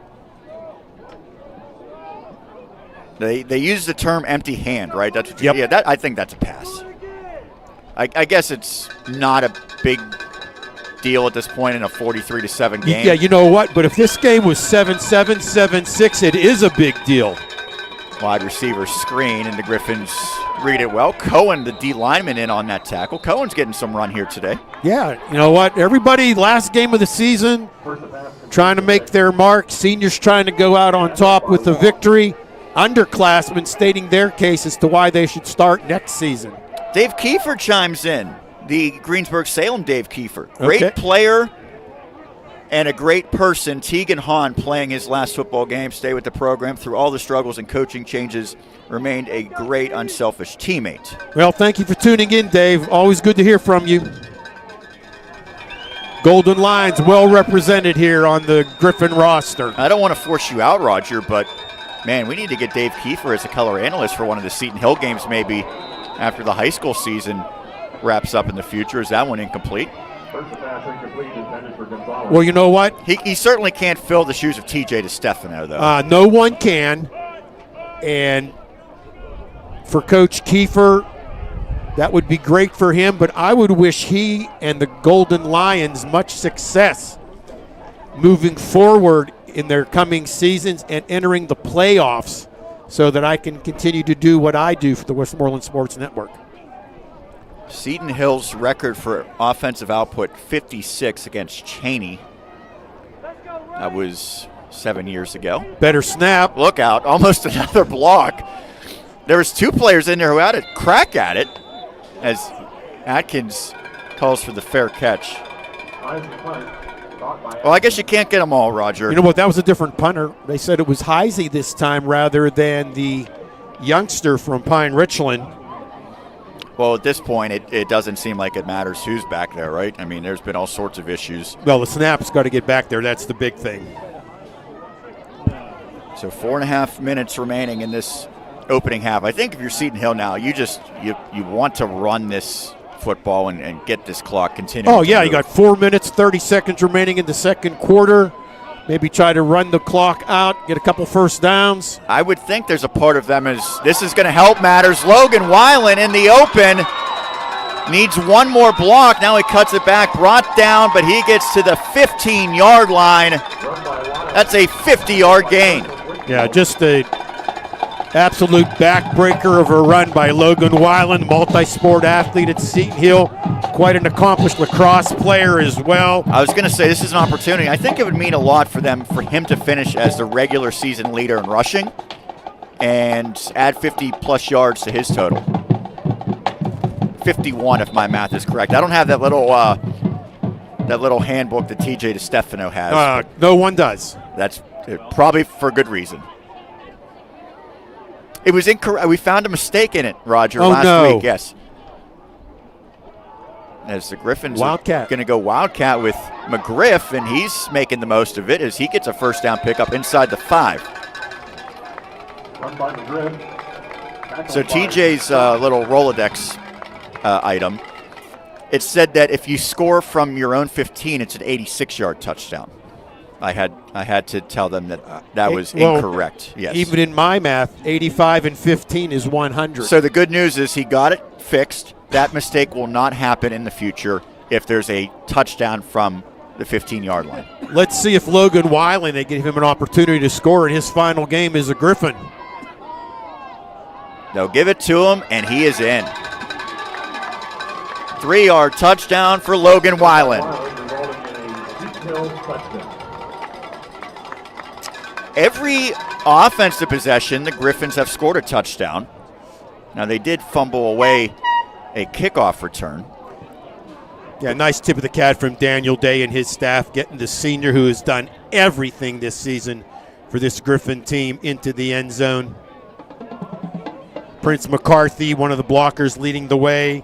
Big Prince. As we mentioned, Prince, 6'4", 360 out of Queens, New York. I would love to see practice him and Kay Van Boeing going against one another. High snap. That's a good job by Freeman. It's wide. But it is wide, so. I would like to see Bowen and McCarthy at the training table. That's what I'd like to see. That's a good point.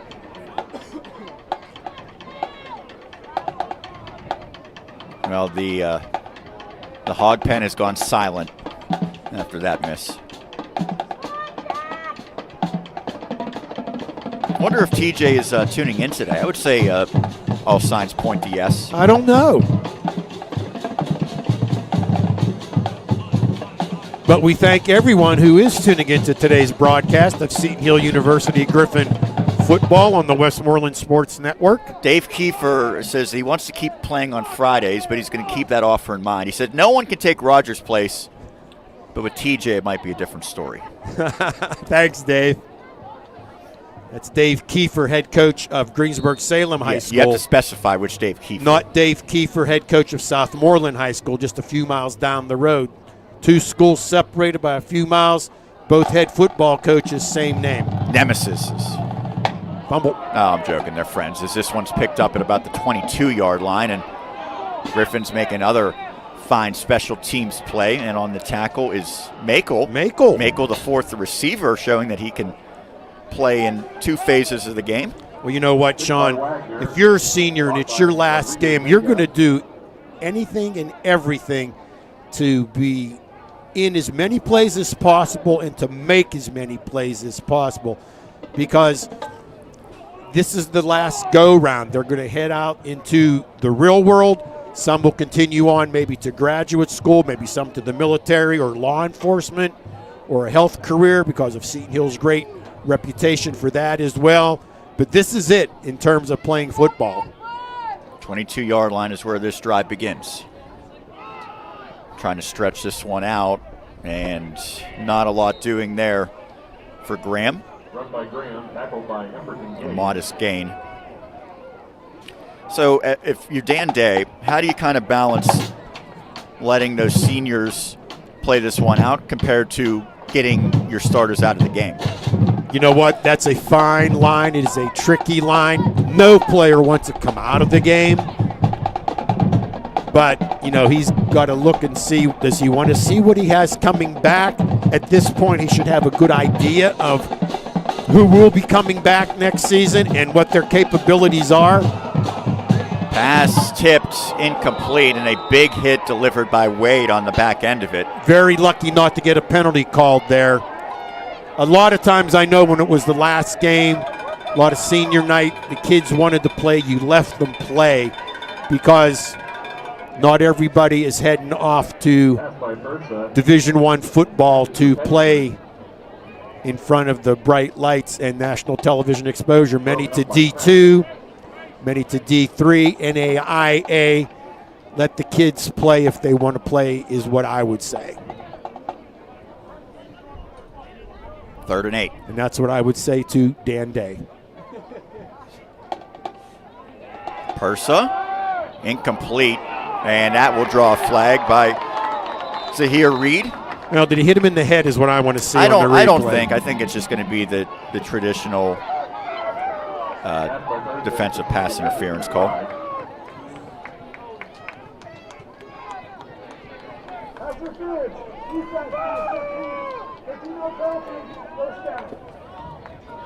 Even though the pass interference was called here, and we'll watch the replay right now, you can get away with that pass interference at the college level. It is not a spot foul like in the NFL. So you know what? If you're getting beat, long touchdown, interfere with them, give them the 15 yards from the line of scrimmage, replay. That said, defensive backs usually don't have that mindset, especially when they are leading comfortably. It's a good run here, one of the better looking running plays, courtesy of Dante Graham. Yeah, Dante Graham has a pretty nice afternoon going for himself. 2 minutes remaining in the first half of play. 49-7, Griffins with the lead. Yeah, it has been a slow-moving first half, and that certainly has to be the dismay of the home team as that one incomplete, in and out of the hands. Good coverage by Reed, prompting that incompletion. First pass intended for McBride. You know what? McBride actually had possession of this ball, Sean, but the defensive play coming in to break away the possession from his hands. Nice job defensively. Second down. They need to go back to number 80, Gonzalez. He's very nice receiver. Ball right at midfield. This time they go in the ground game. And Jack Schechterly in on the tackle. He was a tight end last time the Griffins played a season in 2019. Yeah, Jack Schechterly from Bloomsburg, PA, Central Columbia High School. Great program there at Central Columbia.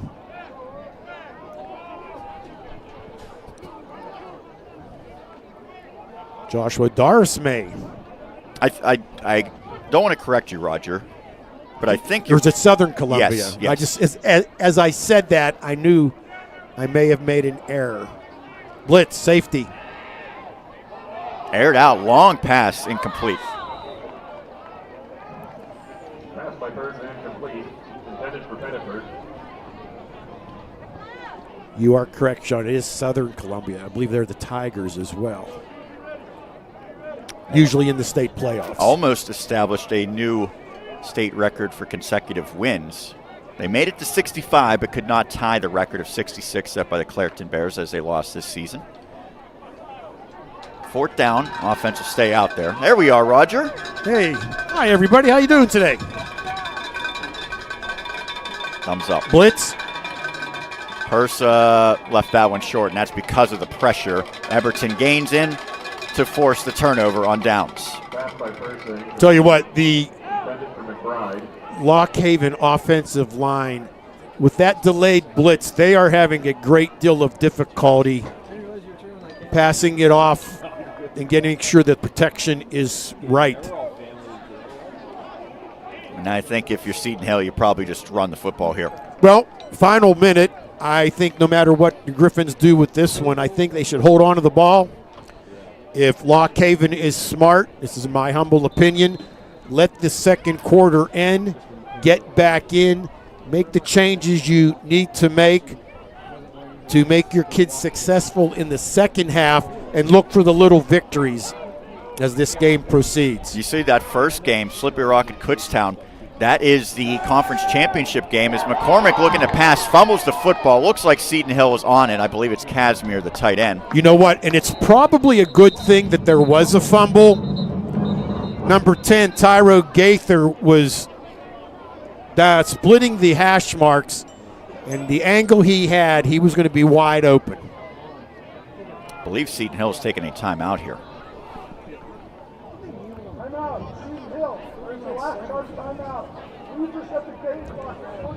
So they're going to add 7 seconds.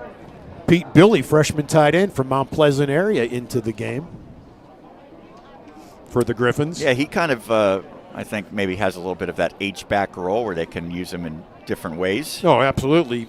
Pete, 6'3", 230, very athletic kid, multi-sport athlete, there for the Vikings in Mount Pleasant area.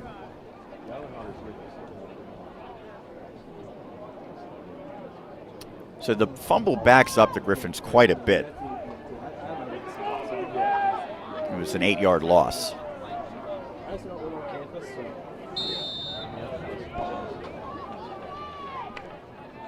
Second and 18. They're going to look to pass. Short. And that one, no chance for Rajkumar.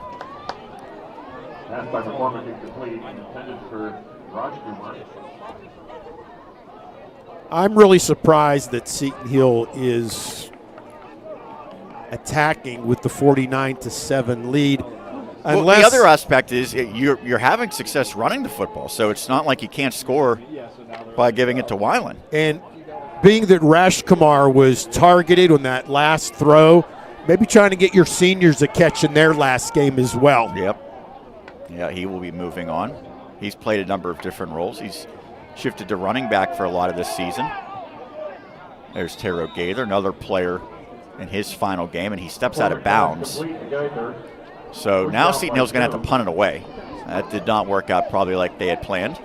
First punt of the day for the Griffins? That it is, and it will, well, maybe they wanted to give Hunter Miller a chance, Roger. Hunter the punter. This is his final game as well. It is indeed.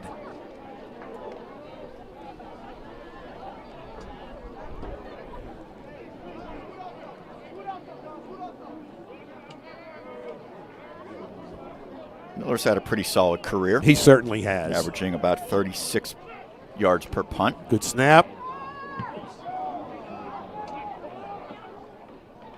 And no fair catch made.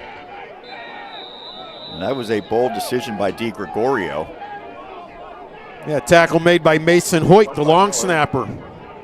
Mason Hoyt replaced Austin Hoyt as the long snapper. Austin out with injury.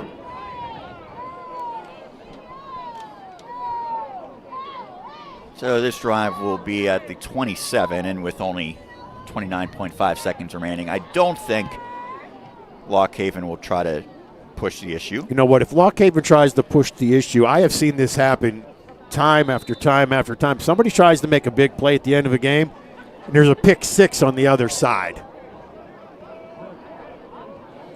It was certainly a curious drive for Seton Hill, and you know, we'll see here. Looks like they might try to throw the football. Incomplete. And that was walks in coverage. This is a little bizarre, I would say.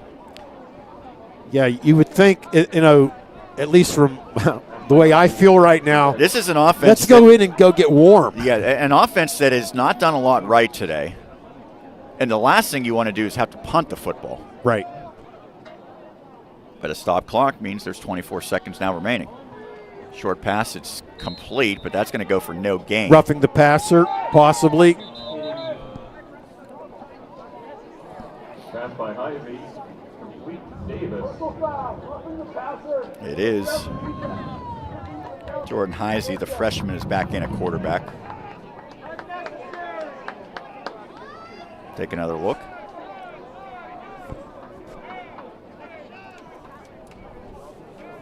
That was just off the screen there at the end. Jordan Heisey, 6'2", 195 freshman out of Dillsburg, PA, Northern York High School. So the clock is stopped with 17 seconds left. Opening half, it's all Griffins, 49-7. Twist. Nearly a sack. Heisey gets out of it and fires incomplete. Heisey pass incomplete, intended for Holmes.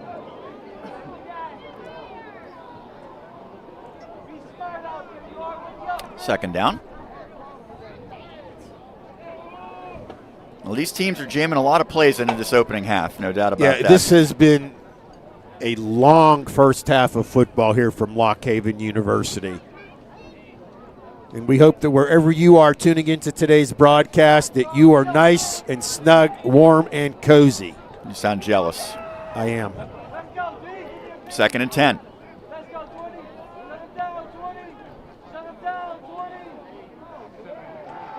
Heisey, pass. Oh, what an adjustment. When that ball was thrown, the receiver, Holmes, wasn't even close to turned around. Now he does make the catch, get it to the 40, and I think Lockhaven has taken a timeout as a flag comes completely away from the play. Is there going to be a sideline warning against the Griffins? Dan Day's not happy. After the play, unsportsmanlike conduct, Seton Hill, 15-yard penalty, first down. Well, now to the 25 or so yard line. I think maybe Lockhaven could take a shot at the end zone here. Oh, they certainly can get, defensive pass interference, maybe get another play. I don't think they want to try a field goal.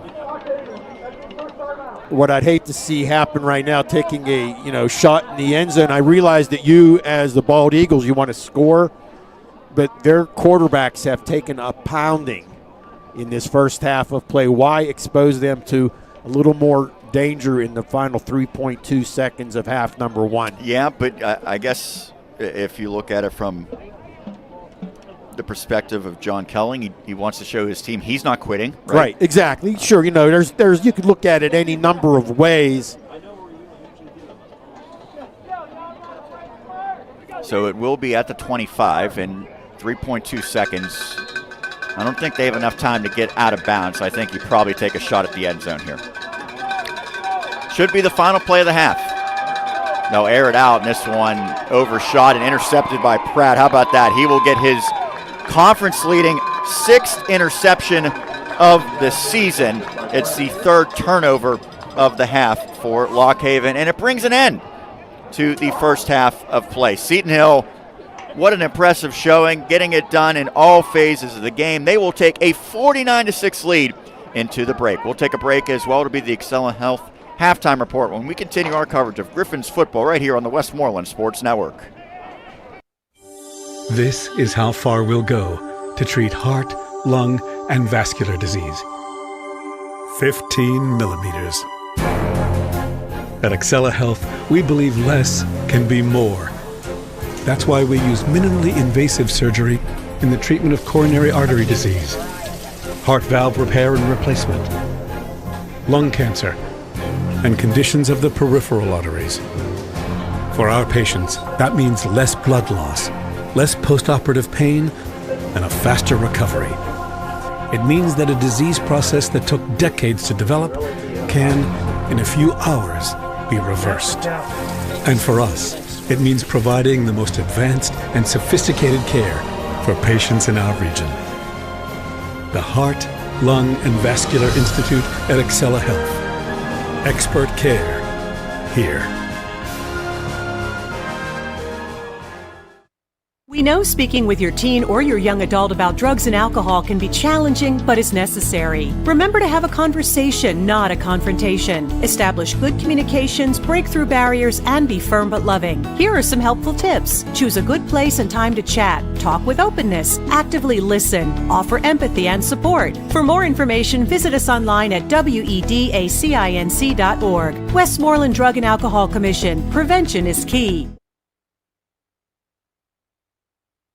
Sendell Mitsubishi. Buying your new vehicle is as easy as stop, shop, and roll. Stop wasting time in the dealership. Shop online in just a few easy steps. Roll on home in your new Mitsubishi or have it delivered to your door. SendellMitsubishi.com. At Sendell Volkswagen, buying your new vehicle is as easy as stop, shop, and roll. Stop wasting time in the dealership. Shop online in just a few easy steps. Roll on home in your new Volkswagen or have it delivered to your door. SendellVolkswagen.com.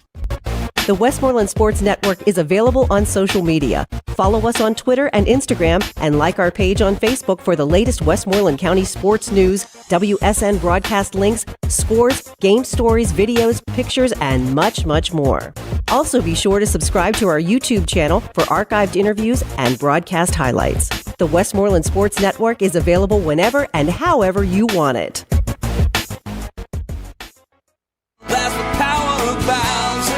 Score big with the Bowser family of dealerships featuring GMC, Buick, Cadillac, Subaru, Hyundai, and Nissan. Looking for a new car, truck, or SUV? Visit powerofbowser.com 24 hours a day, 7 days a week to find your perfect vehicle. Get the absolute best price and the best car buying experience anywhere. It's the power of the Bowser family of dealerships. Route 51 South on top of the hill.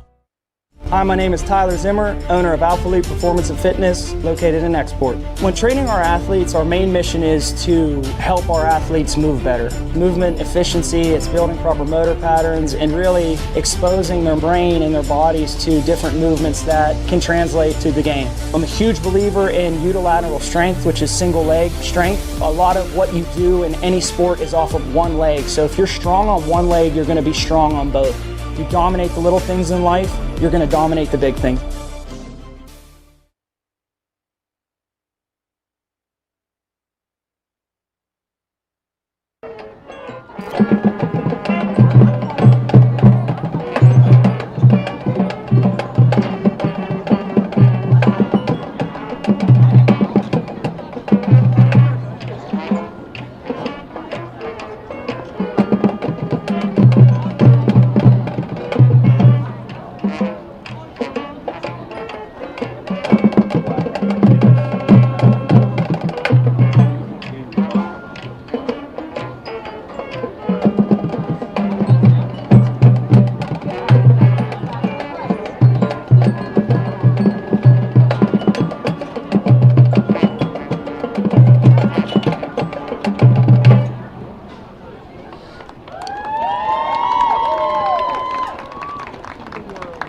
Almost exactly a half a century later, in 2013, the movie Despicable Me 2 stormed the theaters, an encore of the first movie to capture the hearts of families everywhere.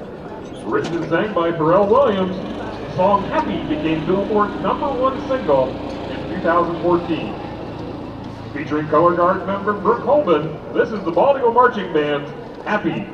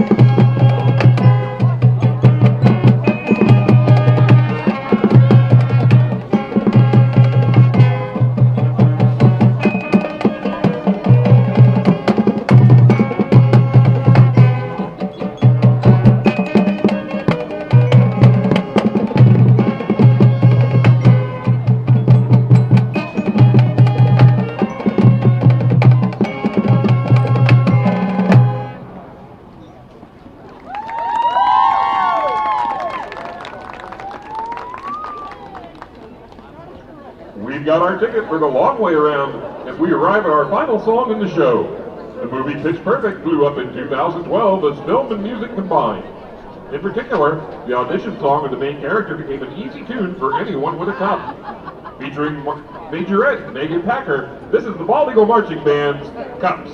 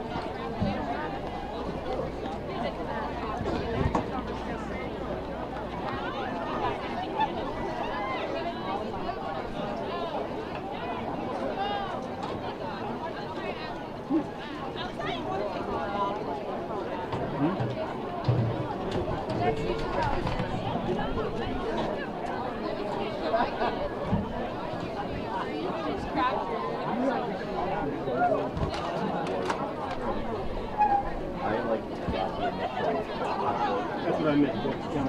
Yeah. I could probably send it.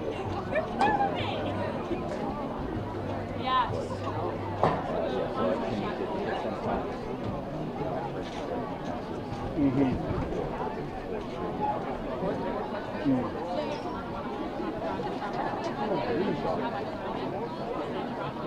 My favorite one is actually the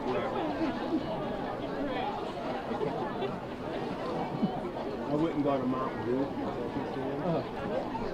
Very upset people. They're all out of hot chocolate.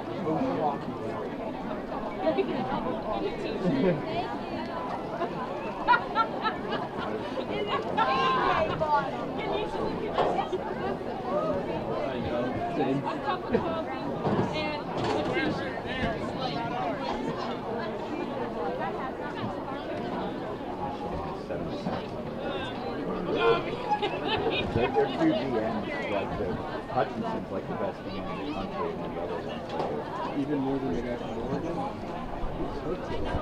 Thibodeau?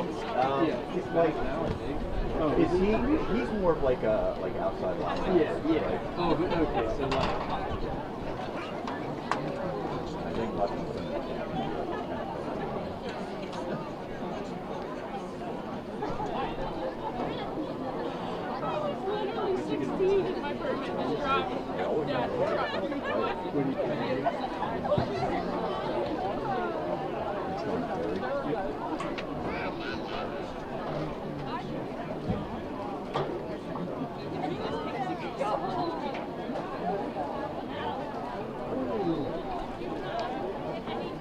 Martin Ford by the ball. yeah, what?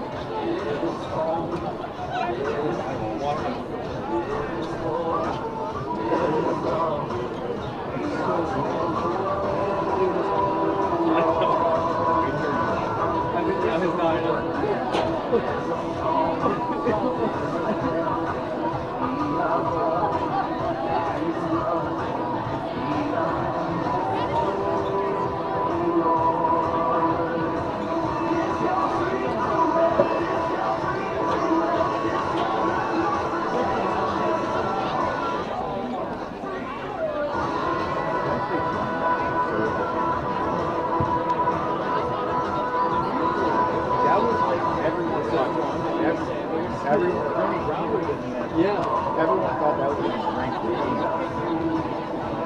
Not the case. I mean, the line stinks, but it's like the running back should have some opportunities to make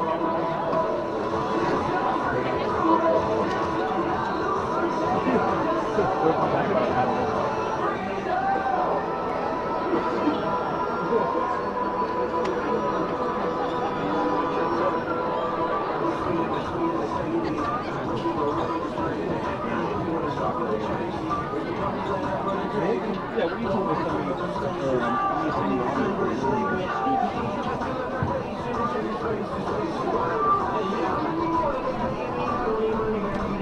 I figured I'd have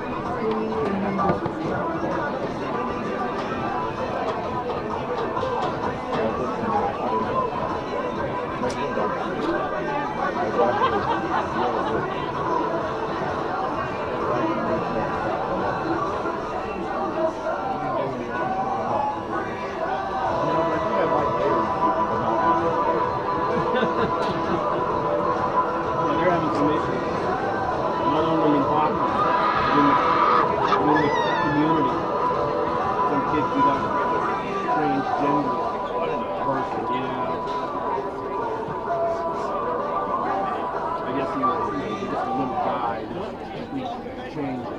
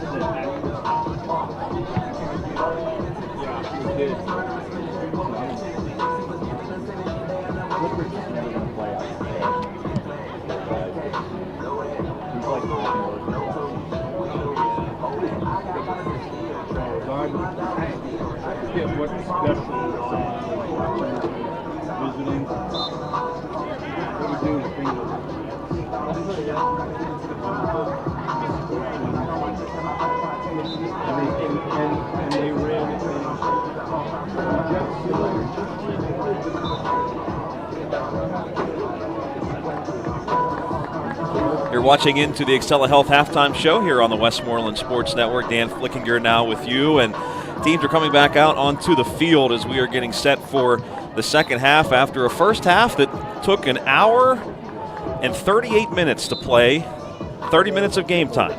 But the Griffins are leading 49-7. Today, the PSAC championship game is being played at Kutztown between the Bears and Slippery Rock. And how about Kutztown leading right now by 18 points, 38-20, with 6:17 remaining in the fourth quarter. And remember, Seton Hill lost to Kutztown, but it was a close game. The Griffins nearly, I wouldn't say nearly defeated Kutztown, but it was a game that Seton Hill was certainly in and certainly could have won if it wasn't for the offense not doing a whole lot in that game. The defense played very well against Kutztown earlier this year, but so you look at the Bears, they may be PSAC champions. They lead 38-20 over Slippery Rock. IUP was losing early to Westchester by a few touchdowns, but they have taken a 30-24 lead with just 14 seconds remaining against the Golden Rams. East Stroudsburg, oh, that's field hockey. We don't want to announce that. East Stroudsburg football leading Gannon 10-3. That's at halftime. And those are the scores that we have for you on the football scoreboard. We do have a couple finals, too. Cal U defeats Bloomsburg 24-9. Now, the reason the Vulcans aren't in the PSAC championship game is because Cal U lost to Slippery Rock. So they are not in the championship, but they could get in the college playoffs. And so those are the scores that we have for you. Just want to take a second to congratulate the Seton Hill men's soccer team. They made the playoffs this year. Unfortunately, lost a really close game to Gannon in the first round of the playoffs, 2-1 earlier this week. Congratulations to Coach Dan McCarty and the Griffins for getting to the playoffs, having a really good season as well. The Seton Hill women's volleyball team in action this weekend for their finale, but does not look like I think they're mathematically eliminated from the playoffs, which is surprising. Usually they're in there, but a young team. Hopefully they'll be back next year and we'll be able to get back into the PSAC playoffs. So we are getting set for the second half, also getting set for winter sports at Seton Hill. We'll have women's basketball, men's basketball, and Seton Hill wrestling. I think the wrestlers are in action today, actually, so we're looking forward to having winter sports back on WSN at Seton Hill. If you remember last year, we had no winter sports because of COVID, so the first time we'll see women's basketball, men's basketball, and wrestling since 2019. We will have broadcasts coming up this winter for the women and men's basketball teams and also the wrestling team at Seton Hill University. So the Excella Health halftime show going to wrap up. We'll have the second half for you coming up in just a moment here from Lock Haven on the Westmoreland Sports Network.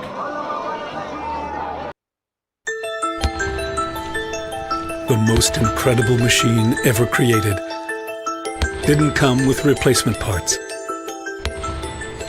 Until now.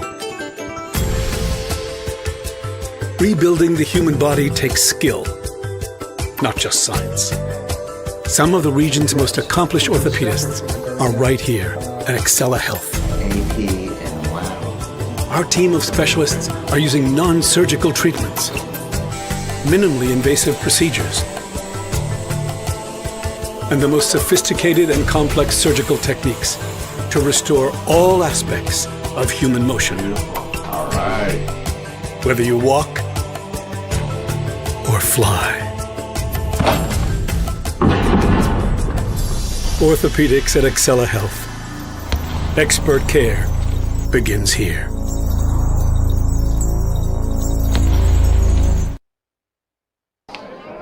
Welcome back as we're set for the second half. Roger, on a cold and dreary Saturday, what's the best way to get warm?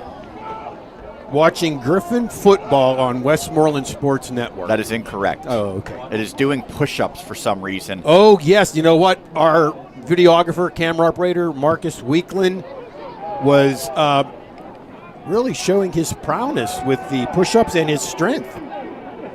McGriff dropped just beyond the 20-yard line. That's where the Griffins will begin this drive. It'll be curious to see how both teams approach this second half.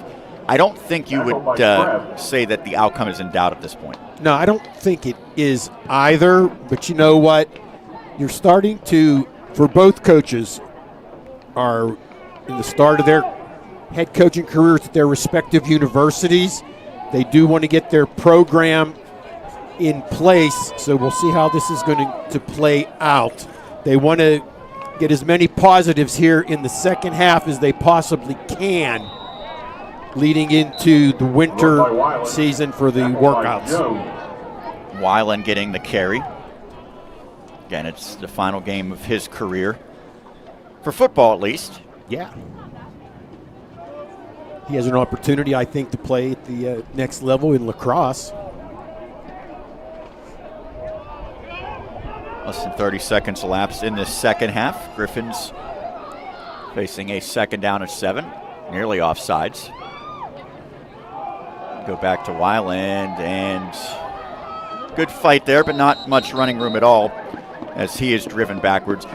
You would think Seton Hill wants to shorten this game by running the football a lot, and quite frankly, Lock Haven might want to do the same. Yeah, I would think so, but you know what? they may also want to take a look. I don't know if Keone Freeman will get in the game or Tyler Bradley. I think the you young at least give quarterbacks. Jones some snaps too, probably. I Well, would think, it's his swan song, I believe. Let him go out there and just hand the ball off, Chris. Chris from Mater Dei High School as well, Chula Vista, California, his hometown. McCormick's going to pass, takes a deep shot, and no chance on that attempt, so it brings up 4th down. Atkins, the intended target, I believe. Well, once again, Atkins, one of those seniors, Sean, out of Wash High, Little Washington, Pennsylvania. The Prexies. Yep. A historic program in the WPIAL. Hunter, the punter, for the 2nd time today on the field. Did he make his own wine? Is that correct, Roger? Yes, he and his father do have a small business.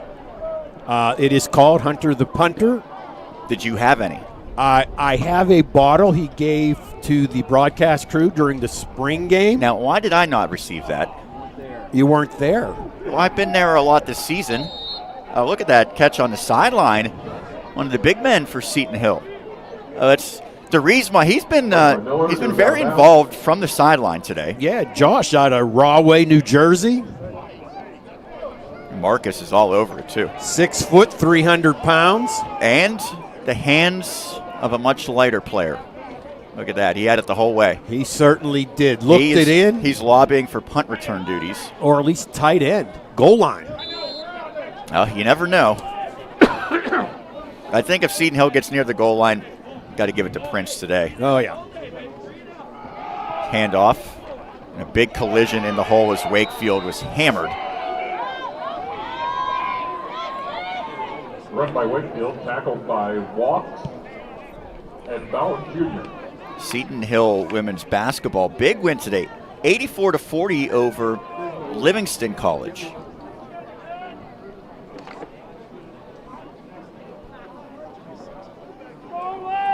First drive for the Bald Eagles here in this second half. Certainly they had their issues offensively in the first half. Deep shot, now one incomplete. Closest player to it was the safety, Wade. Wade's a little bit closer to home today. Yeah, he's out of Lancaster, Pennsylvania, Manheim Township High School. Pass by Percy, incomplete, intended for Davis. 3rd and 8. Well, you don't want to put this one in the win column quite yet, but if the Griffins do secure the victory today, it would tie the 2nd most wins ever in a single season for the program. It would, Sean. Hard to believe that. In this game, I think, is going to get some sort of an extension should the Eagles continue to throw the ball and have a number of incompletions. Well, they're looking to throw here. Now Purse is under pressure, and he's brought down. McDuffie has been an absolute boss. Jalen McDuffie, the senior out of Waldorf, Maryland, McDonough High School. Well, he lost a couple of sacks somehow statistically this week, but he gets one back there. You know what? And Persa did a nice job maintaining possession as McDuffie had his hand in there trying to dislodge the football as well. It's a little hard to figure out what the plan is at quarterback right now for the Bald Eagles. We've seen Heisey quite a bit. Seems like it's just kind of intermittently switching the two. Good snap there. That's probably the best punt of the day for Lock Haven. Did that hit a Griffin? It might have. Well, if it didn't, that's not a good job by the return man for the Griffins. Whose football is it? It is Lock Haven's football. Now, Atkins maybe saw that it hit one of the Seton Hill players, but the fact that he raced back like that, I think it almost forces the official to say that it hit one, right? You are correct, Sean. Let's see. Did it actually hit a Seton Hill player? Did Atkins make the right call here? If it missed everybody, I think it came off the back. You think? Of 26. I thought it hit the back of the leg of Tanner Queen, local product out of Norwin High School. Let's see. I don't think it hit him, so one of us is right.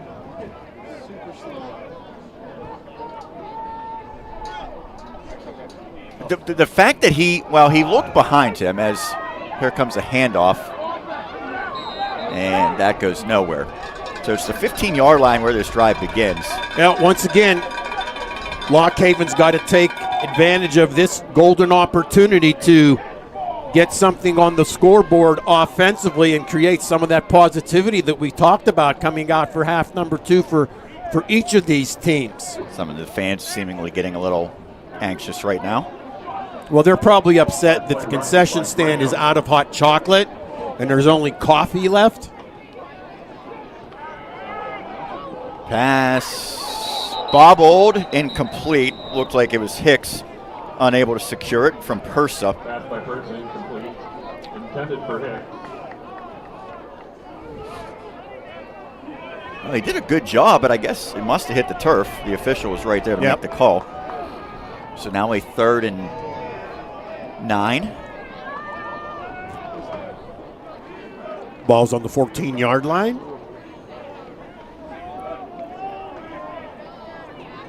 10 seconds on the play clock. Blitz, safety. It's caught, but stopped well shy of the sticks. Wakefield on the reception ran right into Jaden Mack. And we have a flag. Well, if you're really both teams, but especially Seton Hill. Yeah, they've been. We have seen a few times that they've gotten penalties after 3rd down stops. Yeah, there's 2 flags on the play as well, Sean. There's one on the 22-yard line and one on about the 9-yard line. That's not going to make coaches happy.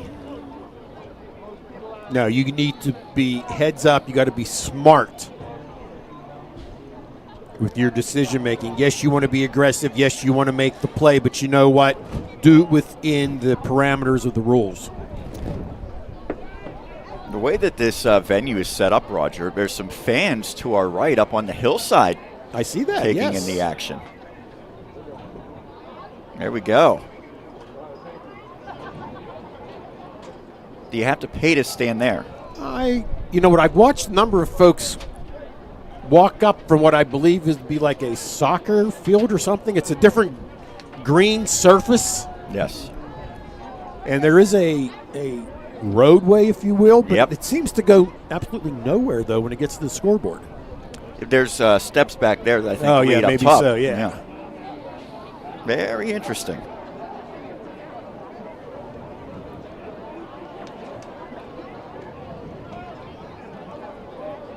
Well, this is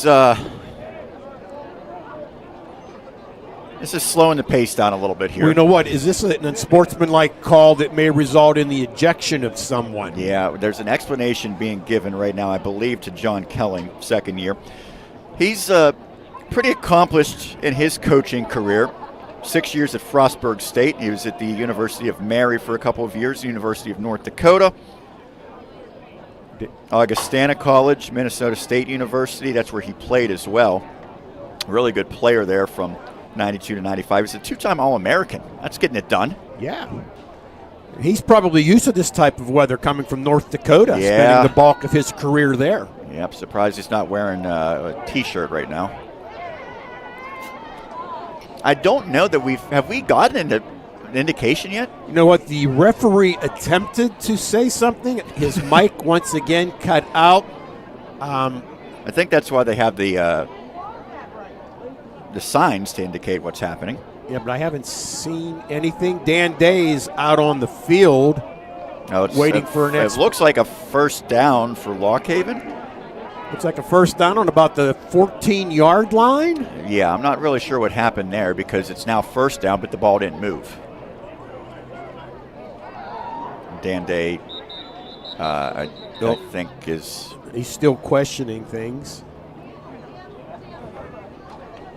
I've always thought that Dan Day resembles Bubba Ray Dudley, and he might want to put someone through a table right now. Yep, could be. I think it helps a little bit when your team's up 42 points, though. It most assuredly does. Although it doesn't seem like that ever. Coaches don't think like that. No, you know what? You are in the moment. You're dealing with the situation that is presented to you. There's a good shot at head coach Dan Day. All right. I don't know exactly what the call was, but it is first down, but the ball, I believe, stays at the 14. So Now we have a flag. I think the fans and broadcasters alike at this point, it's almost becoming a comedy of errors with how this is playing out. Yeah, it certainly is, and I think it would be somewhat more tolerable if it was about 82 degrees right now. Unfortunately, it is not. It's got to be, I don't know, maybe in the 50s, maybe less. Yeah, I don't even think it's in the 50s. Marcus says 41 with the wind. Confusion here. Now Purse in trouble, and that was an ugly-looking landing as his lineman was right there by him. Couple of Griffins in. I think McDuffie was one, but I'm not sure who got there first. You know what? Mac. Yeah, I was kind of concerned the way his leg kind of folded up underneath him on that play. I agree with you, Sean. Well, from the 14 back to the 30 in a blink of an eye.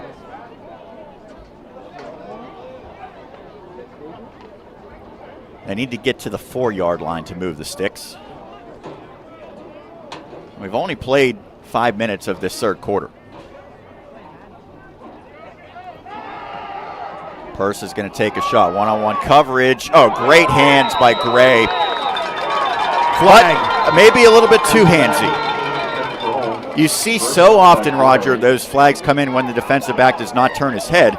Gray certainly did turn his head there.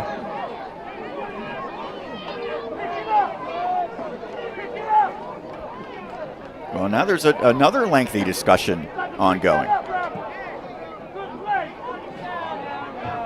But it will go against the Griffins. So we're back to basically where we started. Yeah, let's see the replay of this one, Sean. It's good pressure by the Griffins. Well, it must have happened before there because that was a fine play by Gray. Well, the flag was not thrown until the ball hit the turf. Holmes was the intended target. And now the officials are going to get something else squared away here. I think it should be first down. This drive started at the 15, moved to the 14, back to the 30, and now we are... They got to reset the 25-second clock. This is a fitting way to end the season. It certainly is. So 1st and 10 from the 15. This has been the longest drive in the history of football. Griffins in pursuit. To the end zone, incomplete. That one, I think Purse had to deal a little bit quicker than he would have liked it. He's trying to stay in there and fight through it, but he's banged up a little bit. You know what? He has taken an awful lot of hits today. It's cold. Griffins are staying warm. They are staying warm. Dan Day's loving this. You know what? It's a lot easier when you're leading in the game to get a little more excited and maybe, and this is just speculation, Sean, could a little used senior be in the lineup somewhere right now? I feel like I'm at the student section at Penn State right now. Is this one tossed up? And a spectacular grab. Pratt's done it again. That's an unbelievable interception. Now the ball will be at the 1, but nonetheless it will be Griffin's possession.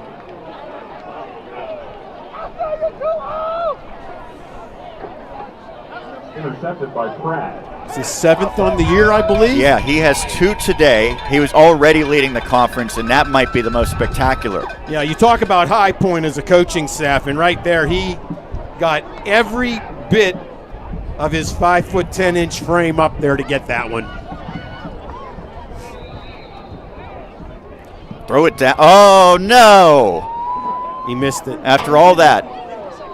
He's got great hands, except when it comes to the alley-oops. To the Griffins at their own 1-yard line. 6 seconds on the play clock. Well, it's not like a delay of game would hurt him right now. Can't really back up much more as they barely get out of the end zone. Yeah, I always thought in that scenario, if you get a false start or delay a game, who really cares, right? Were they going to twist the ball a half a turn to enforce the penalty? Yeah, I mean, I think you almost encourage your linemen to shoot off early, right? I mean, you don't intentionally want to get the penalty, but you'd rather be a step early than a step late in a scenario like that, because if you are a bit tardy, it could lead to a safety. Indeed it can. Well, that has given the Griffins 1 yard of breathing room. Well, right now the Griffins, no hurry to get this ball off. We're down to 10 seconds. There's a nice gainer. Oh, I thought we were going to see a 98-yard score for a second there by Weiland. Run by Weiland, tackled by Morgan. Somebody's Dory's shaken up right now. And with an injury on the field, play has halted. And it looks like they will have to bring the trainer out. So with an injury stoppage, we'll take a break. 8:50 left in the third. Seton Hill 49, Lock Haven 7.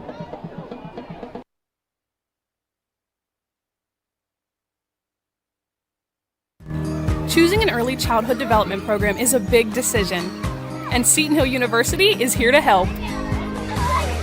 At Seton Hill's Child Development Center, your 3, 4, or 5-year-old will have fun while developing social skills, self-confidence, and creating a foundation for learning. Here, we foster a mastery of life skills that will prepare your child for success in any endeavor. Learn more about the Seton Hill University Child Development Center by visiting setonhill.edu/childdevelopment. The all-new 2022 Mitsubishi Outlander at Sindel Mitsubishi.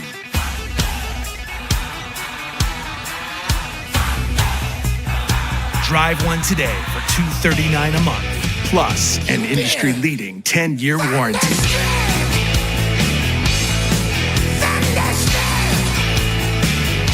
The all-new Outlander at Sindel Mitsubishi. Get thunderstruck.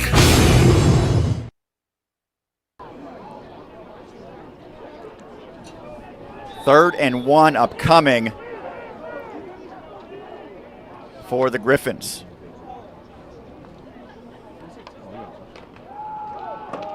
And it's a first down by Weiland. Oh, he's absolutely stuck at the 15-yard line.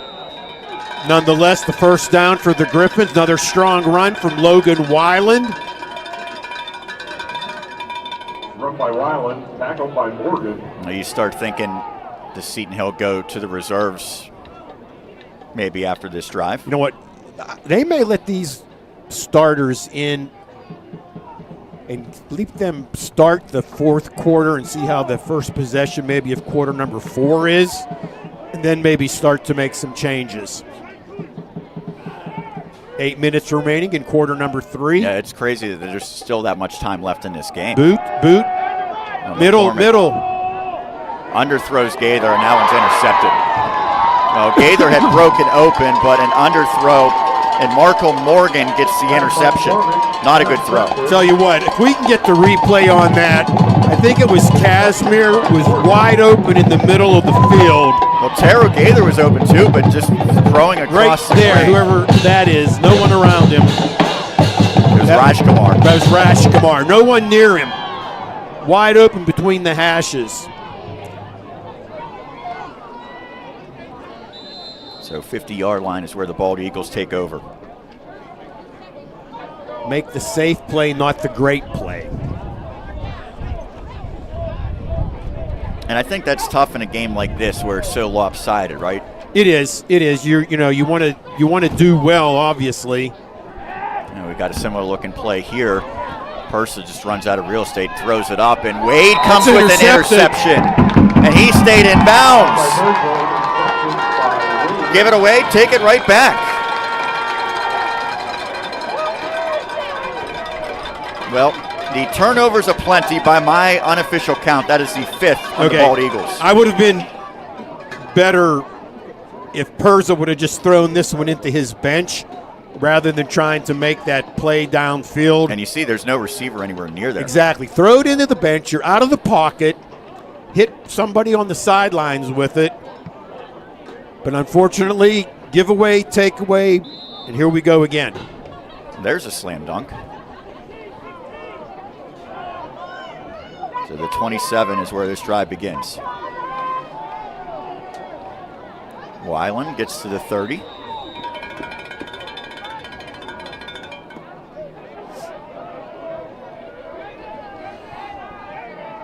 Run by Weiland, tackle by Reed.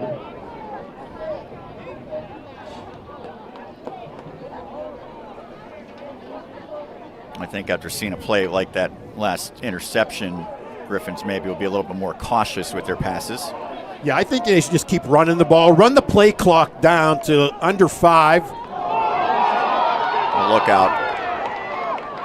Who has it? You know what, Sean? This first opening half of quarter. Oh, we have a flag. We got 2 flags. This first opening half of quarter number 3, it appears to me this is a microcosm of both teams' seasons. So whose football is it? That's a great question. It was never signaled who did recover the fumble.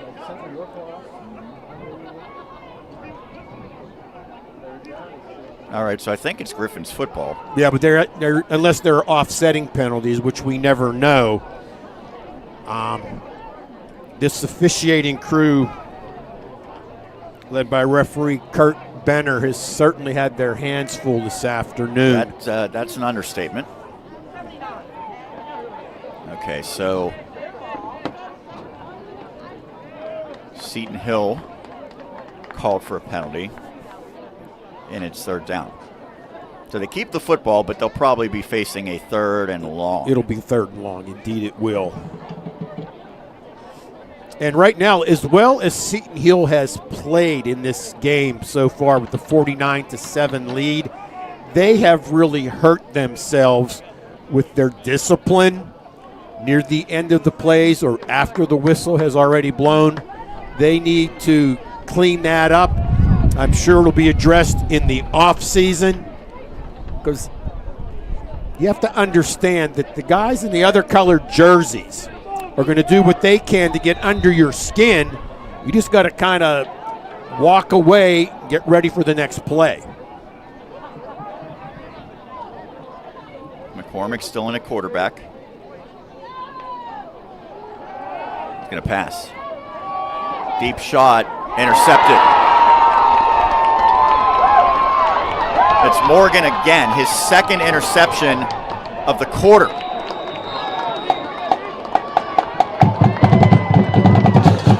We have had 4 consecutive drives and an interception. McCormick just a bit late delivering that ball down the sidelines in front of the Griffin bench.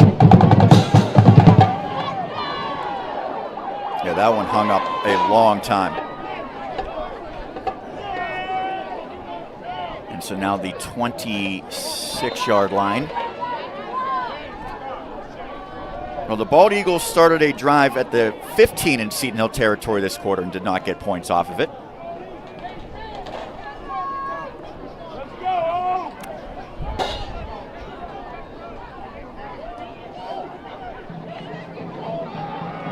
Jet sweep. And good blocking on the perimeter.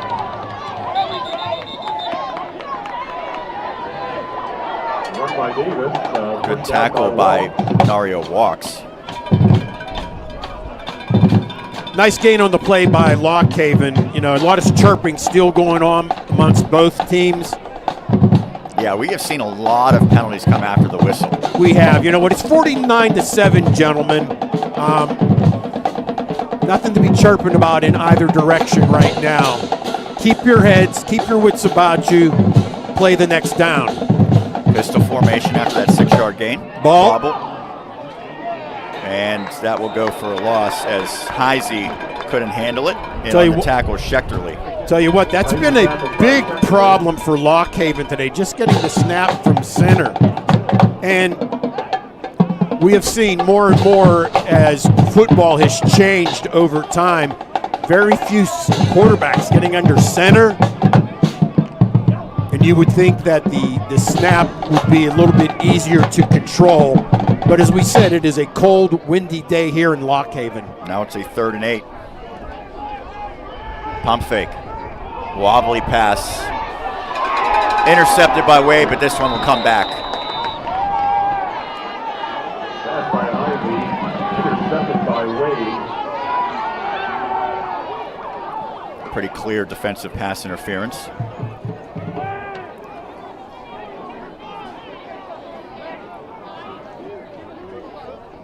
Well, both teams, certainly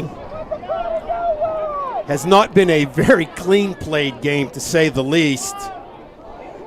If this was an opening day's game, which it almost reminds me of that. Yeah. Like, what do we need to work on for the rest of the season? Well, that would have been a good interception by Wade if not for the pass interference. Yeah, but this unfortunately, and I really hate to be negative because I'm not usually that type of person, but this is almost like an opening day scrimmage.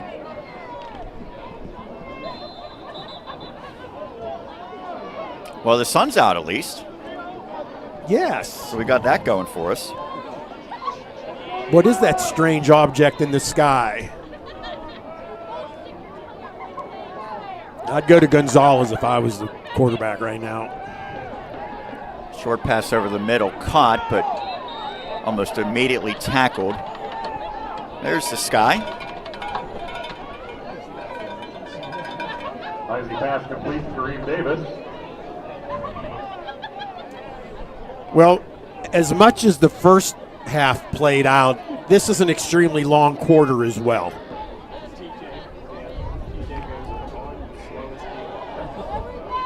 Ball at the 7-yard line? Yes.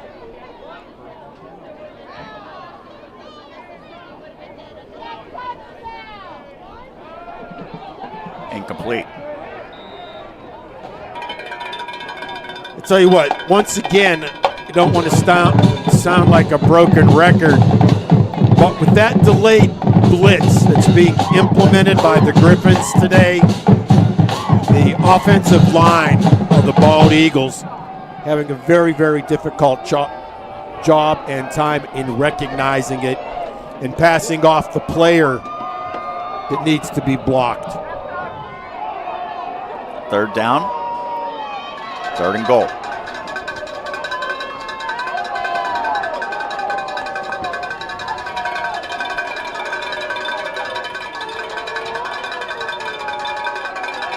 Quick pass, caught. Stopped shy of the end zone. Terrific tackle by McDuffie. It was a nice ball by Heisey. It should get about to the 1-yard line. Should be 4th and 1. Well, Hicks did everything he could to get into the end zone. Let's see where they're going to mark it. They're going to put it on the 2. So basically like a 2-point conversion attempt here. Obviously the offense will stay out here. Griffins fired up on the sidelines, hoping for a stop. I think we're going to get a timeout, and we will. 2 seconds were left on the play clock, Sean, when that timeout was called by Lockhaven. No, we'll keep it right here. For the Bald Eagles, Roger, obviously they would love to get a touchdown here on what has been an ugly afternoon and, quite frankly, a tough season for them, just one win. Yeah, it's always very, very frustrating, particularly when you start to think, okay, all the time and effort that as an individual or as a team that we have spent together, working out, lifting, eating, studying, getting ready for this particular season, and not to have it play out the way you wanted can be very, very discouraging. But again, right now, Lockhaven needs to get something positive out of this drive, and they are in great position to do that.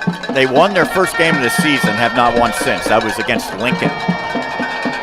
4th and goal from the 2. The wide receiver moved, I believe. And it will be against the Bald Eagles. That'll back them up, and I think you still keep the offense out here. Oh, absolutely. No, at this point, you have nothing to lose. You got a large group, of underclassmen on this Bald Eagle roster. So let's work on some things that we can build on when we get to spring ball. So now back to the 7.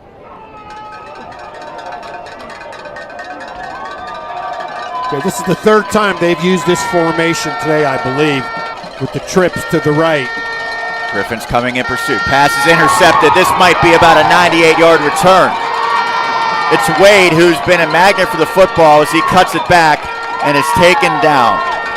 Pratt and Wade have been everywhere defensively for Seton Hill. Flag on the play, Sean. I think there's going to be a call against Lock Haven, I believe. On the return. Yes. A lot of frustration being shown by the offensive group right there. What a homecoming for Wade. Oh, yeah, what a nice game he has had, he and Pratt.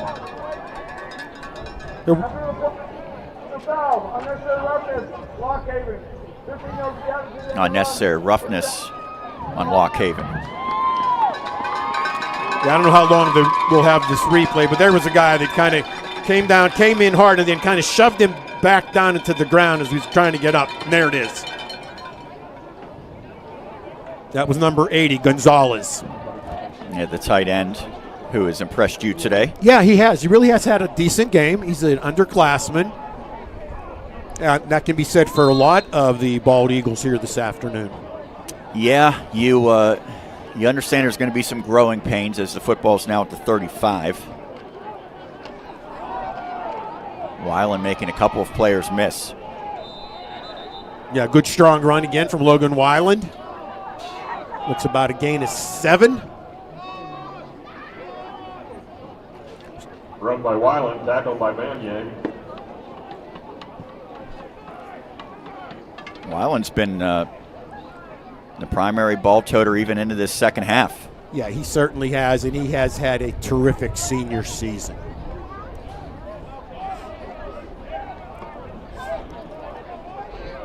Smells like there are burgers on the grill. Now that's better than what you've been smelling standing next to me for the last several minutes. Yeah, I'm not even going to explain that, but here comes McGriff, trying to get to the outside, turns it up. He's spun down after a first down gainer. Sean is alluding to he had a gas pump malfunction. I did. When he was coming here this afternoon. I think I made it out safely, though, I guess. He made it out safely, although we have hung a sign on his back that says, careful, flammable liquid, no matches, no open fires, no tailgating. There will be no celebration in Happy Valley today nearby, Roger, as the Nittany Lions suffer a heartbreaking defeat against Michigan as this handoff goes for a gain of about 3. 21-17 in favor of the Wolverines. Well, you know what? You never know what Penn State team you're going to see with head coach James Franklin, nor do you know what Michigan team you're going to see with Coach Harbaugh. Yeah, there's certainly a lot of up and downs for both of those programs.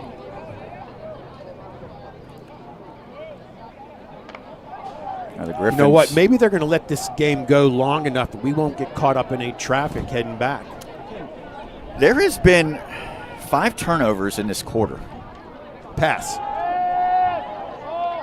And they were looking for Big Pete Billy there. Yeah, and Casimir was open at the other tight end position. Thought it was a lineman running for a second. Well, that could be easy. You know what? If Pete Billy continues to grow, because he is only a freshman, number 96, he could eat his way into the offensive line. Well, we've seen some guys change positions from offensive line to tight end, so we've seen it go the opposite way. Sure. Big athletic kid, could be a good DN, possibly tackle.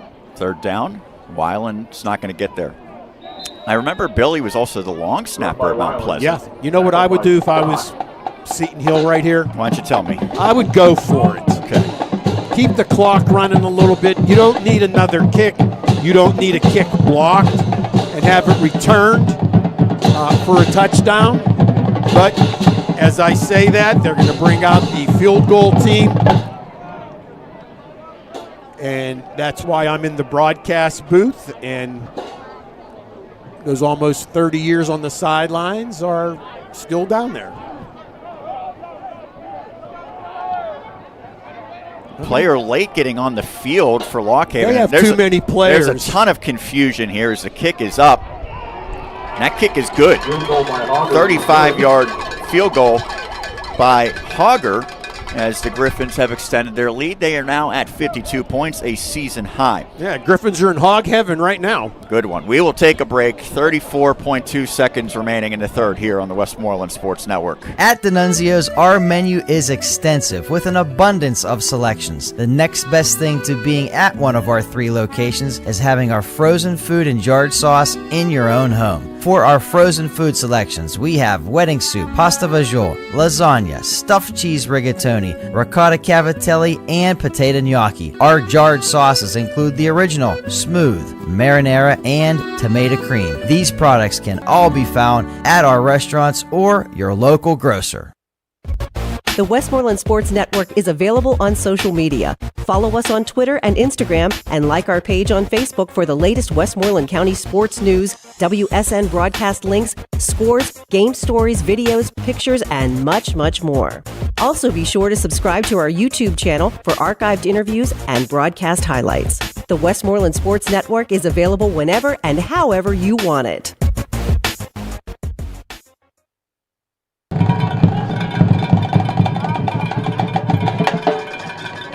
Fair catch made inside the 10. That'll bring the ball out to the 25. Yeah, we still have 34 seconds remaining in quarter number 3. I just want to send a shout out to the Lock Haven University, to the athletic department, and all the folks that helped us get set up here today, as well as a few of the Lock Haven camera operators that have been very patient, and I think at sometimes entertained by all of our comments here this afternoon. Got to find something to keep you laughing on a day like this, I would say. Keep the blood flowing.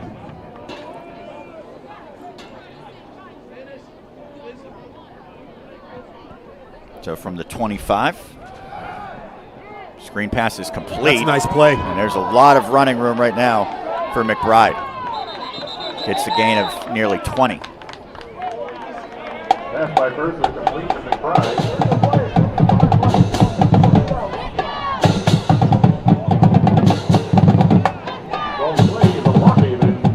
Anthony Barber, their senior left tackle, is going to have to leave the game for one play. His helmet came off for Lock Haven. Barber out of Greater Johnstown High School. And that's an area that sort of the Griffins and Bald Eagles clash over recruiting. Lock Haven doesn't really come into Western Pennsylvania too much. Mentioned just a few players. But Central PA definitely in the mix. False start. And it comes with 4 seconds remaining. 0.4 seconds. Well, Sean, it's going to be interesting to see what numbers will be in both lineups for quarter number 4. If it was an inclement day, I'd say if we see who has all the clean jerseys. But here on the turf, so we'll see how it's going to play out. And that brings us to the end of quarter number 3. We will head to the fourth, a 52-7 lead. Seton Hill over Lock Haven right here on the Westmoreland Sports Network. Your next golf adventure awaits at Manor Valley Golf Course in Export. Manor Valley offers 18 scenic holes over gentle sloping fairways and the purest putting surfaces around. Manor Valley Golf Course in Export is the perfect place to host your next golf outing, banquet party, or shower. Manor Valley also offers league play and great membership rates. Tee times available. Call 724-744-4242. Visit ManorValleyGC.com. Being a champion takes more than skill, more than endless drills, more than using your head. Being a champion takes the heart to give it your all, the agility to thrive from any angle, and the relentless drive to be the best. Welcome to Division 2, where the pursuit is yours to create, and the question isn't, can you do it? It's, will you?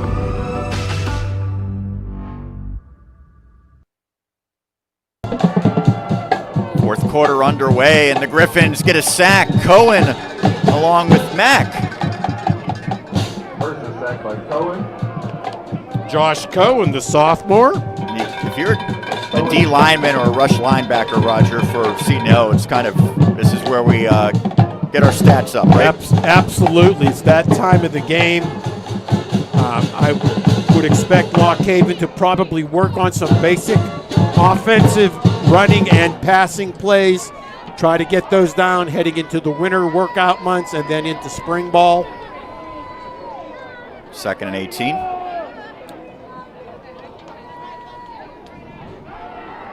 And another sack. Emberton Gaines explodes like he was shot out of a cannon. A senior out of Mater Dei High School in California. TJ DeStefano at home with a little chuckle after that call. I was trying to keep my eyes on the sidelines as well, Sean. I thought I saw Chris Jones warming up a bit. So we'll see. Well, the old 3rd and 31 upcoming. That's when, as a head coach, you go say, you defer to your offensive coordinator. Say, okay, what do you got? They're going to take a shot, and that one is in and out of the hands of Reed, as Seton Hill was looking for what would have been their 6th interception of the day. I don't know how often that happens. No, I think Zaire Reed needed to take a step forward on that one. Maybe go after the ball, not let it come to him. I really hung up for a while, and I think the receiver sort of cutting through him, if nothing else, kind of made it hard to track it visually. Reed out of Lansdowne, Pennsylvania. So we'll get a punt. Haven't had many of these in this game. And it's going to be Heisey, who's also the quarterback. Yeah, he's done a little bit of everything today. Tony Nicasio out of Pine Richland's had a little bit of trouble. There was a movement by the right offensive tackle. I'll try it again.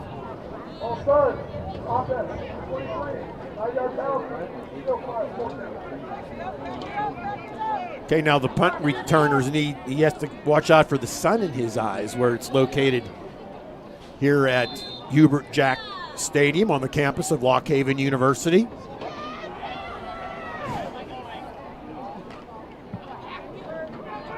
Low punt, but a good one. Atkins goes back, but it goes out of bounds along the Griffin sideline. Dereesman didn't get a chance to grab that one. Punt by Heisey is out of bounds. I think it's, to your point, Roger, going to be the senior at quarterback. Nice job. Chris Jones, also a senior, 6'2", 200 pounds. He, too, from California, Mater Dei High School, storied program there, his hometown, Chula Vista. I'm going to have a seat, Roger. Okie dokie. 44-yard line is where this drive begins. I did wear 2 pairs of socks, which is smart. Yeah, we have 25 penalties for 300 yards combined. As Weiland still in there, gets a modest gain. Hey, nice patience there shown by Logan Weiland. Defense overcommitted just a bit. Weiland stuck his foot in the ground. We have an injury at Lock Haven. It's been a rough one today for the Bald Eagles. They have negative 71 rushing yards. Hopefully the young man down on the field will be okay. We'll try to get his number and alert everyone as to who that is. Is it 91? 91, possibly? Yeah, that's Amir Waheed. I remember him from his days with the Gateway Gators. Yes. Gateway fell last night to Penn Hills in the 5A quarterfinals. Moon versus Penn Hills. Penn Trafford versus Pine Richland in 5A.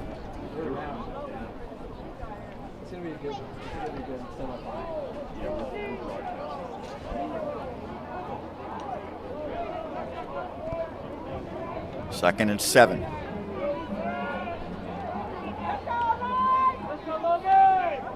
High snap. Jones keeps it himself.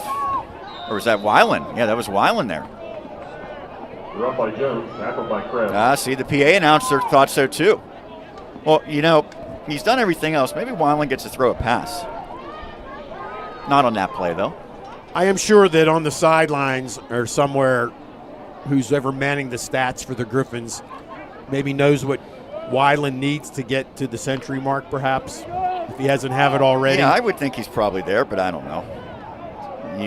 You know, I have all sorts of without TJ DeStefano here to bail me out, I'm not up to date on all the stats. Yeah, he's 117 yards. Okay. Jones, long throw, complete, first down. Taro Gaither, and as the ball goes tumbling out of bounds, he moves the sticks. Well, if nothing else, Roger, the fans here today get what was the tagline? The best view in all of football? College football, or football itself. Yes, that's from the PA announcer here at Jack Stadium, not from us. That's debatable, but yeah, it's pretty good. But you know what? As we gaze off into the distance, it's not bad. Yeah, I've not been to every football venue in the world, but definitely a solid candidate. Oh, yeah. Pass right here. And it's a short one and out of the reach of the intended target. That is Ryan Thomas, a Greensburg-Salem alum. Yeah, there's another young man that played for our pal, Dave Kiefer. Played on the very same field in high school and in college. Yes. Not many people could say that. Starting to see a mixture of some other players getting into the game. Some Steelers fans probably want Kenny Pickett to stay on the same field at the pro level that he's played on in college. I was at the Pitt game on Thursday, Roger. Oh, wow. You know the big Panthers fan that I am. And I braved the elements as it was beautiful for 3.5 hours. And then not at the end. A tsunami of sorts at the end as Weiland, powering his way on the second down run, gets to the 30-yard line. He sure runs hard. You know, when I talked to Roger Beidel of Ligonier Valley, he told me the last game of the season, he lets the players draw up a play that they want to run. I did that. And you have to wonder, is that something that Dan Day would do? You know what? He's a pretty free-loving guy. He might. And for Ligonier Valley, the play that they drew up was that their four-year starter at center threw a Tim Tebow-esque jump pass to their kicker, who also moonlights as a tight end. So there's a lot going on there, and it actually worked for a touchdown. Short pass is complete to Casimir, and he's showing his elusiveness, the big guy, inside the red zone. And nice job. Nice job by the running back, Weiland, picking up the blitzing outside linebacker as well. The former quarterback. Oh, look at that move in the open field as he was able to shake away from Morgan, who's had himself a fine afternoon. Yes. Tell you what, there is talent on this Bald Eagle roster, Sean, and we've noted that, but they're young. They need repetitions. They need snaps. They need to be able to just play the game, not think so much. There's a mass exodus behind the scoreboard. I'm not sure. That's the band. Okay. Weiland stays on his feet, and he is in for a 20-yard touchdown. Run by Weiland, resulting in a 6-yard touchdown. Logan Weiland does it again. What a terrific finish to his accomplished career. And that might be his last carry. You never know. You know what? I think if I think it'd be very appropriate. Yeah, if I'm Dan Day, I'm saying you're not going to finish on a higher note than that.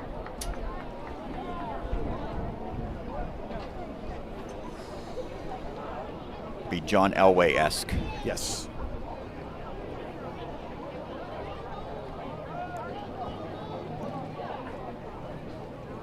So the Hogman on for the extra point. The kick is up.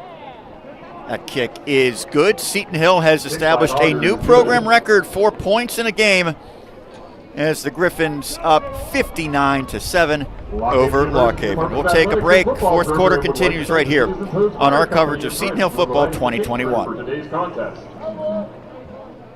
Dr. Scott Learn and his dental team have been caring for the community for over 20 years. Dr. Learn offers a wide variety of dental services, including oral exams, gingivitis treatments, crowns, veneers, and more. He even makes custom sports mouth guards. Call 724-537-3314 or visit scottelearndmd.com. Dr. Scott Learn General and Cosmetic Dentistry in Latrobe, giving you the confidence to enjoy your smile. Hi, my name is Tyler Zimmer, owner of Alpha League Performance and Fitness, located in Export. We are a 7,000 square foot sports performance and fitness facility, and we offer 24/7 open gym memberships, small group training, sports performance training, and we also have a group fitness class. You have an hour with me, but how can I impact these kids when they leave my facility? How can I make them happier, stronger mentally, stronger physically, stronger spiritually to take on what the world and these people throw at you? If you dominate the little things in life, you're going to dominate the big things. It's very apparent. Nope, maybe not. It was Zach Williams out of Greater Latrobe, asked Roger Downs, and Sean Myers answers affirmatively. Now, when you don't make the mistake that I have, Roger, to see the roster and say Ligonier Valley, because we know he didn't go to Ligonier Valley. No, he went to Greater Latrobe. He was actually a very, very good track athlete as well. Misinformation disseminated by Jason Green. We'll give him a free pass, though, because he's so good at everything else. So his one mistake of the year. Flag. How many people are on the field each way? Oh, delay a game. It's hard to imagine you get a delay of game on the first play of a drive. It is, Sean. And that will draw the ire of a coach, I can say that. Yeah, it's the little things. You got to stay into the game from start to finish.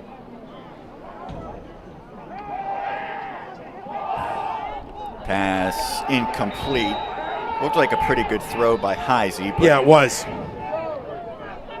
It's been a lively sideline for Seton Hill today. It has, and it's a little bit easier to be that way when you're ahead. Tanner Queen from Norwin now in the defensive secondary. Yeah, he's getting some run.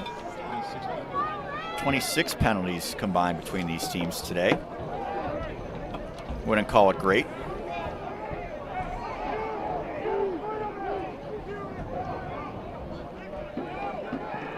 Second and 10, incomplete. That one was tipped by Tegan Hahn, who's been very active. You know what? He's had a great game, has Tegan Hahn, the linebacker from Greensburg-Salem High School. Mentioned the record for points. It was 56 against Cheney in 2014. 2016, it must have been a prolific offense. They put up 55 against Mercyhurst and 50 against, is it Bowie State? Bowie State, okay. Maryland. Yep. Bowie. Marcus says Bowie. Jim Bowie. Jim Bowie. Bowie State.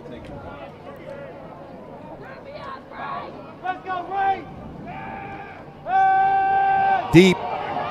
Incomplete. By the way, the season record for interceptions coming into this season was 4. Uh-oh. And Pratt is now up to 7. 7, yes. Count. So he has smashed that record. Most interception in a game is 2. He has 2. Does Wade also have 2 today? I think Wade does, yes. I don't know if either one of them is going to get to a third. Wade would have had a third, albeit for a pass interference penalty. Nearly another blocked punt. McGriff back. No fair catch for some reason. That's one where you probably want to wave the arms. But yeah, that would have been a good decision. One by Heisey. There's Ryan Barabee, former quarterback for Seton Hill, now on the coaching staff, right next to Dan Day. I want to thank our camera operator, videographer, Marcus Weekland, for his fine work this afternoon. And our producer, Dan Flickinger, as well. Now, he regained that position. Hayden Flickinger had actually supplanted him last night. He did for the Penn Trafford Fox Chapel game. He did an excellent job from what I was told. He's also not very shy. That is correct.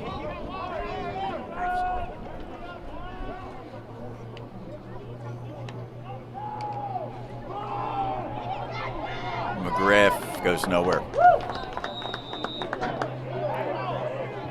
Run by McGriff, tackled by Jones. Noah Smith, tight end out of Farmington, New York, into the game. Jones still in a quarterback. Weiland's back out there. That surprises me a little bit.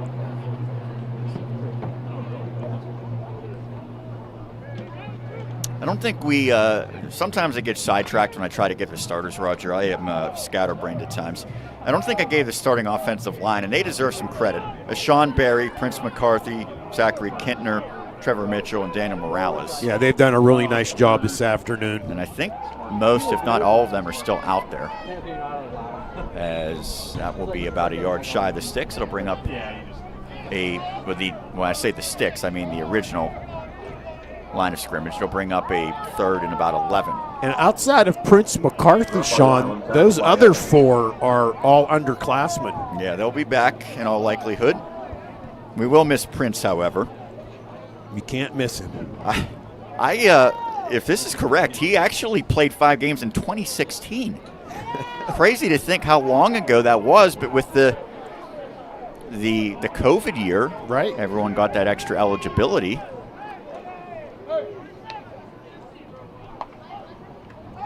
Jones. Pass is complete. First down to Makel, the 4th, and now he almost gave up the first down, but he will get it. It's a scrum. Griffin's moving the POW. That's one thing I always see the receiver make the catch beyond the sticks, and then they backtrack, and you're like, no, just go forward. You got the first down, but Makel knew what he was doing. Yeah, and how many times have we seen a receiver lose the first down then? Yep. Trying to make a bigger play. Getting some help there from Trevor Mitchell, number 69, and then all of his linemen brethren came in. Mitchell, 6'1", 310 junior from out of Hollidaysburg High School. Yep, that's a school that we basically passed on our way here. I've been to Hollidaysburg High School, not far from Mansion Park, which is a very popular state playoff venue. Big run here by Weiland, and then he lost his footing. We have received a message, Roger. Trivia challenge. You were speaking of Minnesota State. I don't really understand what this question is because he did not properly word it. You were speaking of Minnesota State, was the famous coach of the Screaming Eagles. Woo. I'm not sure. I think he maybe meant who was. Is that the guy from Coach? It is. It was played by Craig T. Nelson. Yes. I believe. And he had Dauber as his right-hand man. He did. I believe his character's name was Hayden Fox. And the reason I say that. And he went to the NFL, though, with the Orlando Breakers. Yes. Weiland. And the reason I know that and can remember Hayden Fox, when I was still teaching at Hempfield area, I had a Hayden Fox in class. He's now at the Naval Academy. And that was from TJ DeStefano. We have another message, not from TJ. Roll Griffs, it's darn cold in my tree, Marcus. Bring me some hot hands. That is from Smitty, Chris Smith, as his birth name reads. He's getting a little too much profanity on that. Oh, no. Now my defensive spotting boards are completely covered. I can't see anything now, Roger. You're going to take over. Okay, we can do that. Short gain by Weiland. I'm kidding. I actually didn't even have the right spotting boards up, but it's been a long game. That was Eric Mann, I believe, on the tackle. Yeah, number 23 made the stop. 5 minutes left in this one. Well, this brings an end to another season of Griffins football. And you finish with a losing record, but there's no doubt this is a step forward. And yet, you still see how much more there is in front of the Griffins. Because, again, probably 2 of those losses, if not 3 of them, very easily could have been wins. But you can look at it the other way. They were lucky to win some of the games that they did. And they're going to lose some guys, especially on offense, but run by Weiland, Dan Day has gotten so many of these players to stick around and use that extra eligibility to continue to grow this program. Yeah, he certainly has. He's done a nice job with that. And that is a credit to Coach Day, his staff, the administration, and the athletic department at Seton Hill. But even more importantly than that, the young men representing Seton Hill University football buying in to the football program under Dan Day. Yeah, it's one thing to recruit players. It's another thing to have that retention which is always so important nowadays in college athletics. Jones, under duress, lofts it up. It is caught. Look out, as Taro Gaither stumbled about 15 yards backwards. I think they'll give him forward progress, but we'll see. Keeps the clock running, though, Sean. Well, they did not give him forward progress, so that's unfortunate for Taro. Well, he has some yards to play with, I believe.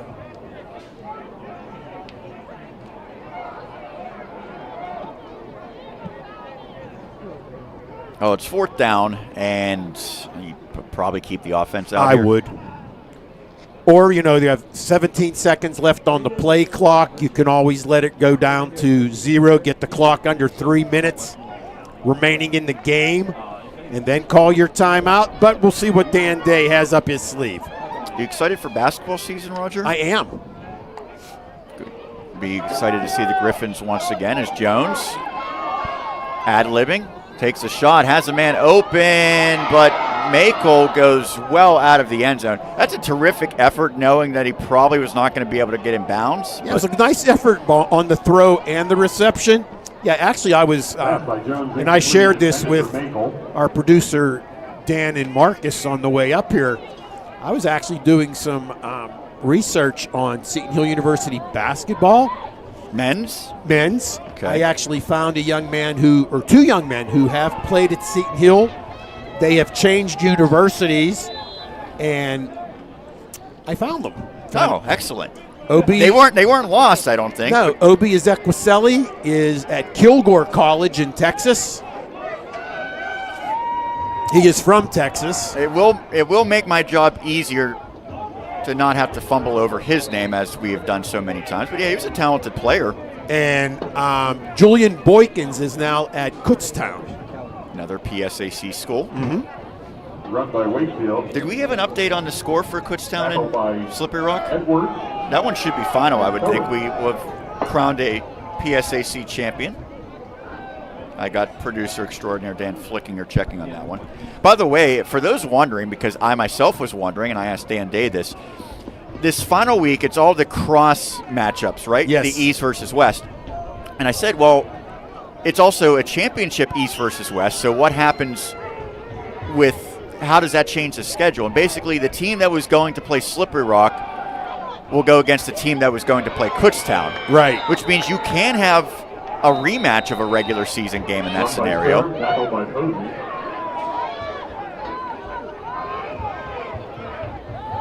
Obviously, the Griffins were not affected by that. Kutztown with a surprising 38-32 victory. And there's a tie to Seton Hill. The Griffins at Kutztown lost just 14-3. Yep. So they had just an 11-point setback against the now conference champions as we near the final minute of this one. And a nice run. I believe that's Zachary Rex in a quarterback. Run by Rex, tackled by Posey and Result of the play is a Lockhaven. So Z Rex with the first down. Yeah, he's a senior, Sean, 5'11", 205, out of Medford, New Jersey. Nice to see the coaching staff getting a senior into the game. Rex has not attempted a pass this year. He's got a run there, though. He had some positive yardage as well. Handoff, and a nice gainer here. And a big collision as Tanner Queen lowers the lumber. Referees ruled him inbounds, Sean, so the clock's going to continue to run. Do you have a 34 on your roster? Jacob Stern. Okay, I don't know why I don't have freshman out of Perkman Valley. Yeah, I had him on my 2 deep as 34, but the roster I have does not have him on there. Pass incomplete. And a little bit of jawing afterwards as well from Rainier Jones, one of those seniors playing in his final game. Yeah, Rainier Jones, originally from Miami of Florida, by way of Northwest Oklahoma State.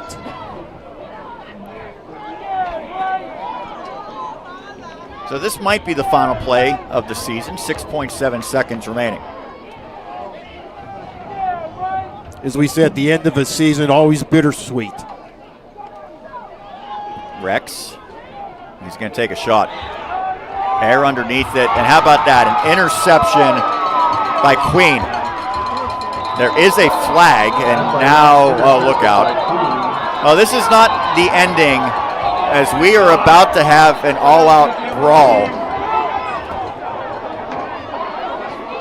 The last play, there's zeros on the clock. Well, now, if there's a defensive penalty, the game would continue.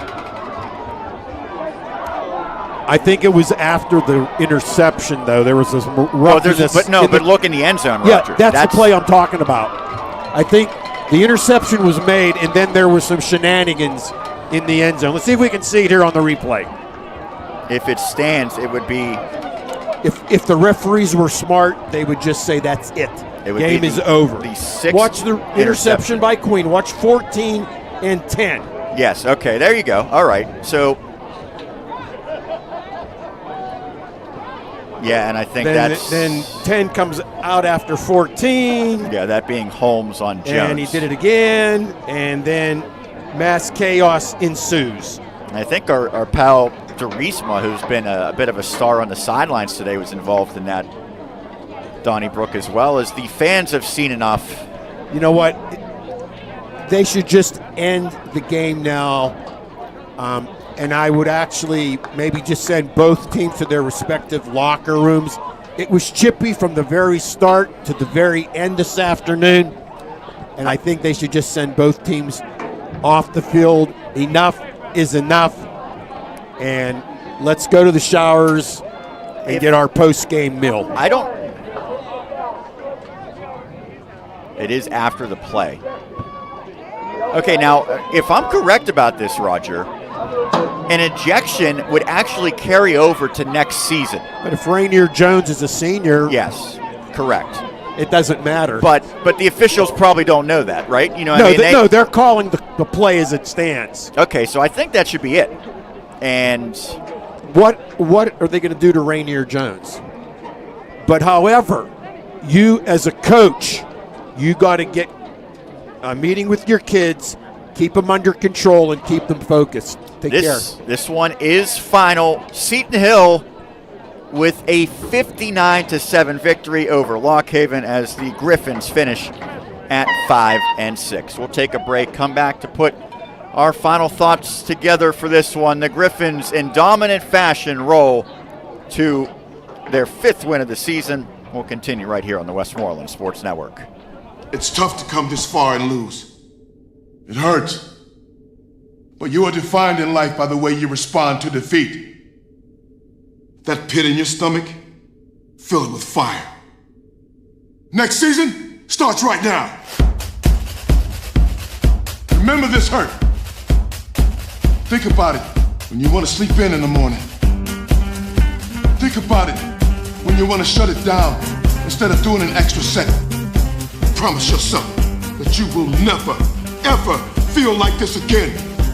You promise yourself that you will come back untouchable.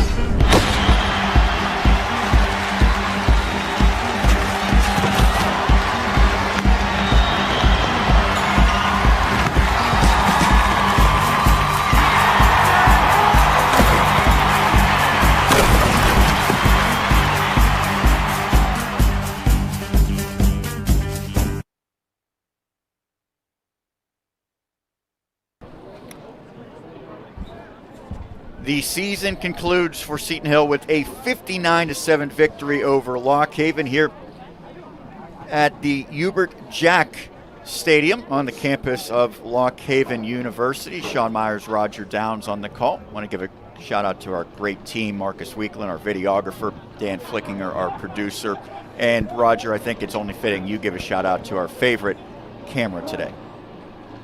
Rob O'Camara has been here working with us, and he has not complained one bit in this inclement weather, the wind, the rain, the snow.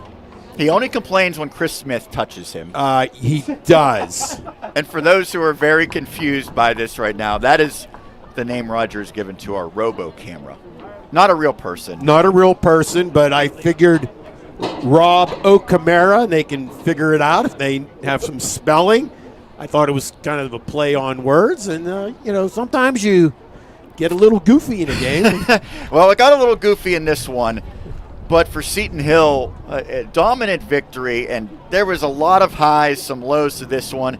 But ultimately, I think this is what the Griffins needed to build on, because now you can go into the offseason saying we have tied the second most wins ever in a single season in program history. We ended with a win. We ended with the most points in team history. We're going to see some of the highlights here, and I'm not going to try to caption all these because 59 points, there's a lot to rehash. But ultimately, Roger, it took very little time for the Griffins to take command, and they really never looked back, even though it was ugly at times in the second half. Yeah, indeed. They did very, very well. I just want to compliment. I know they scored 59 points today, Sean, but I thought that the defensive scheme implemented today by the coaches of the Seton Hill staff, with a lot of the delayed blitzes and a lot of twists on the outside between tackle and end or backer and end, even some safety blitzes, I thought that was key. They totally confused the offensive line of Lock Haven. Normally I would say what's up next, but as we mentioned, this is the last one for the Griffins and for the Bald Eagles, as Seton Hill got it done with a ton of plays defensively and on special teams in this one. So you get to tie that 2016 team. Most wins in a season was 10, but then second most was 5, and now the Griffins have tied that today. On the other side, Lock Haven finishes at 1-10 after going 0-7 in PSAC East play. I do want to mention once again the players who we believe have played their final game, and some have no eligibility left. Some maybe have decided just to call it a career after today for Seton Hill. Jaden Eberton Gaines, that is probably the leader of the defense. Chris Jones, Michael Alardo, I don't believe that he suited up today. There was an outside chance he would be able to play after coming back from injury, but as far as I could tell, he did not get an opportunity to take the field. Logan Weiland, I would say probably the leader of this offense. Taro Gaither and John Makel IV, 2 really good receivers. Rainier Jones, Tegan Hahn, who had maybe a career performance today. Michael Valentino, who had been out with injury. Kurt Atkins, who really came on as the season went along. Warren Bartlett, Christopher Johnson, Jacob Hoyle, Hunter Miller, the multi-year punter.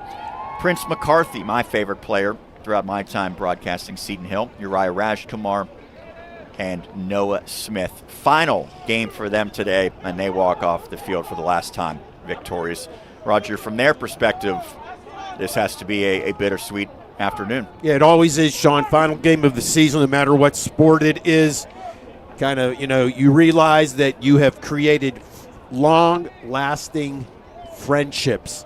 You've been through the ups and the downs and all the good things that come in sports and all the negative things that come in sports. And I just hope that these young men are able to maintain the relationships they have developed amongst their teammates. And I wish them all, particularly the seniors here at Seton Hill University today, wish them well as they head off into whatever their calling is. As Chuck Knoll would say, they'll be getting on with their life's work. Well, Roger, as the last game of the season, the Griffins certainly did not hold anything back as they controlled this one from start to finish. And for the final time this year on our football broadcasts, we will sign off and say thank you so much for tuning in. For Roger Downs, for Marcus Weekland, for Dan Flickinger, Sean Myers, letting you know that the final score today, Seton Hill 59, Lock Haven 7. Thank you so much for tuning into our coverage all season long. It's been here on the Westmoreland Sports Network.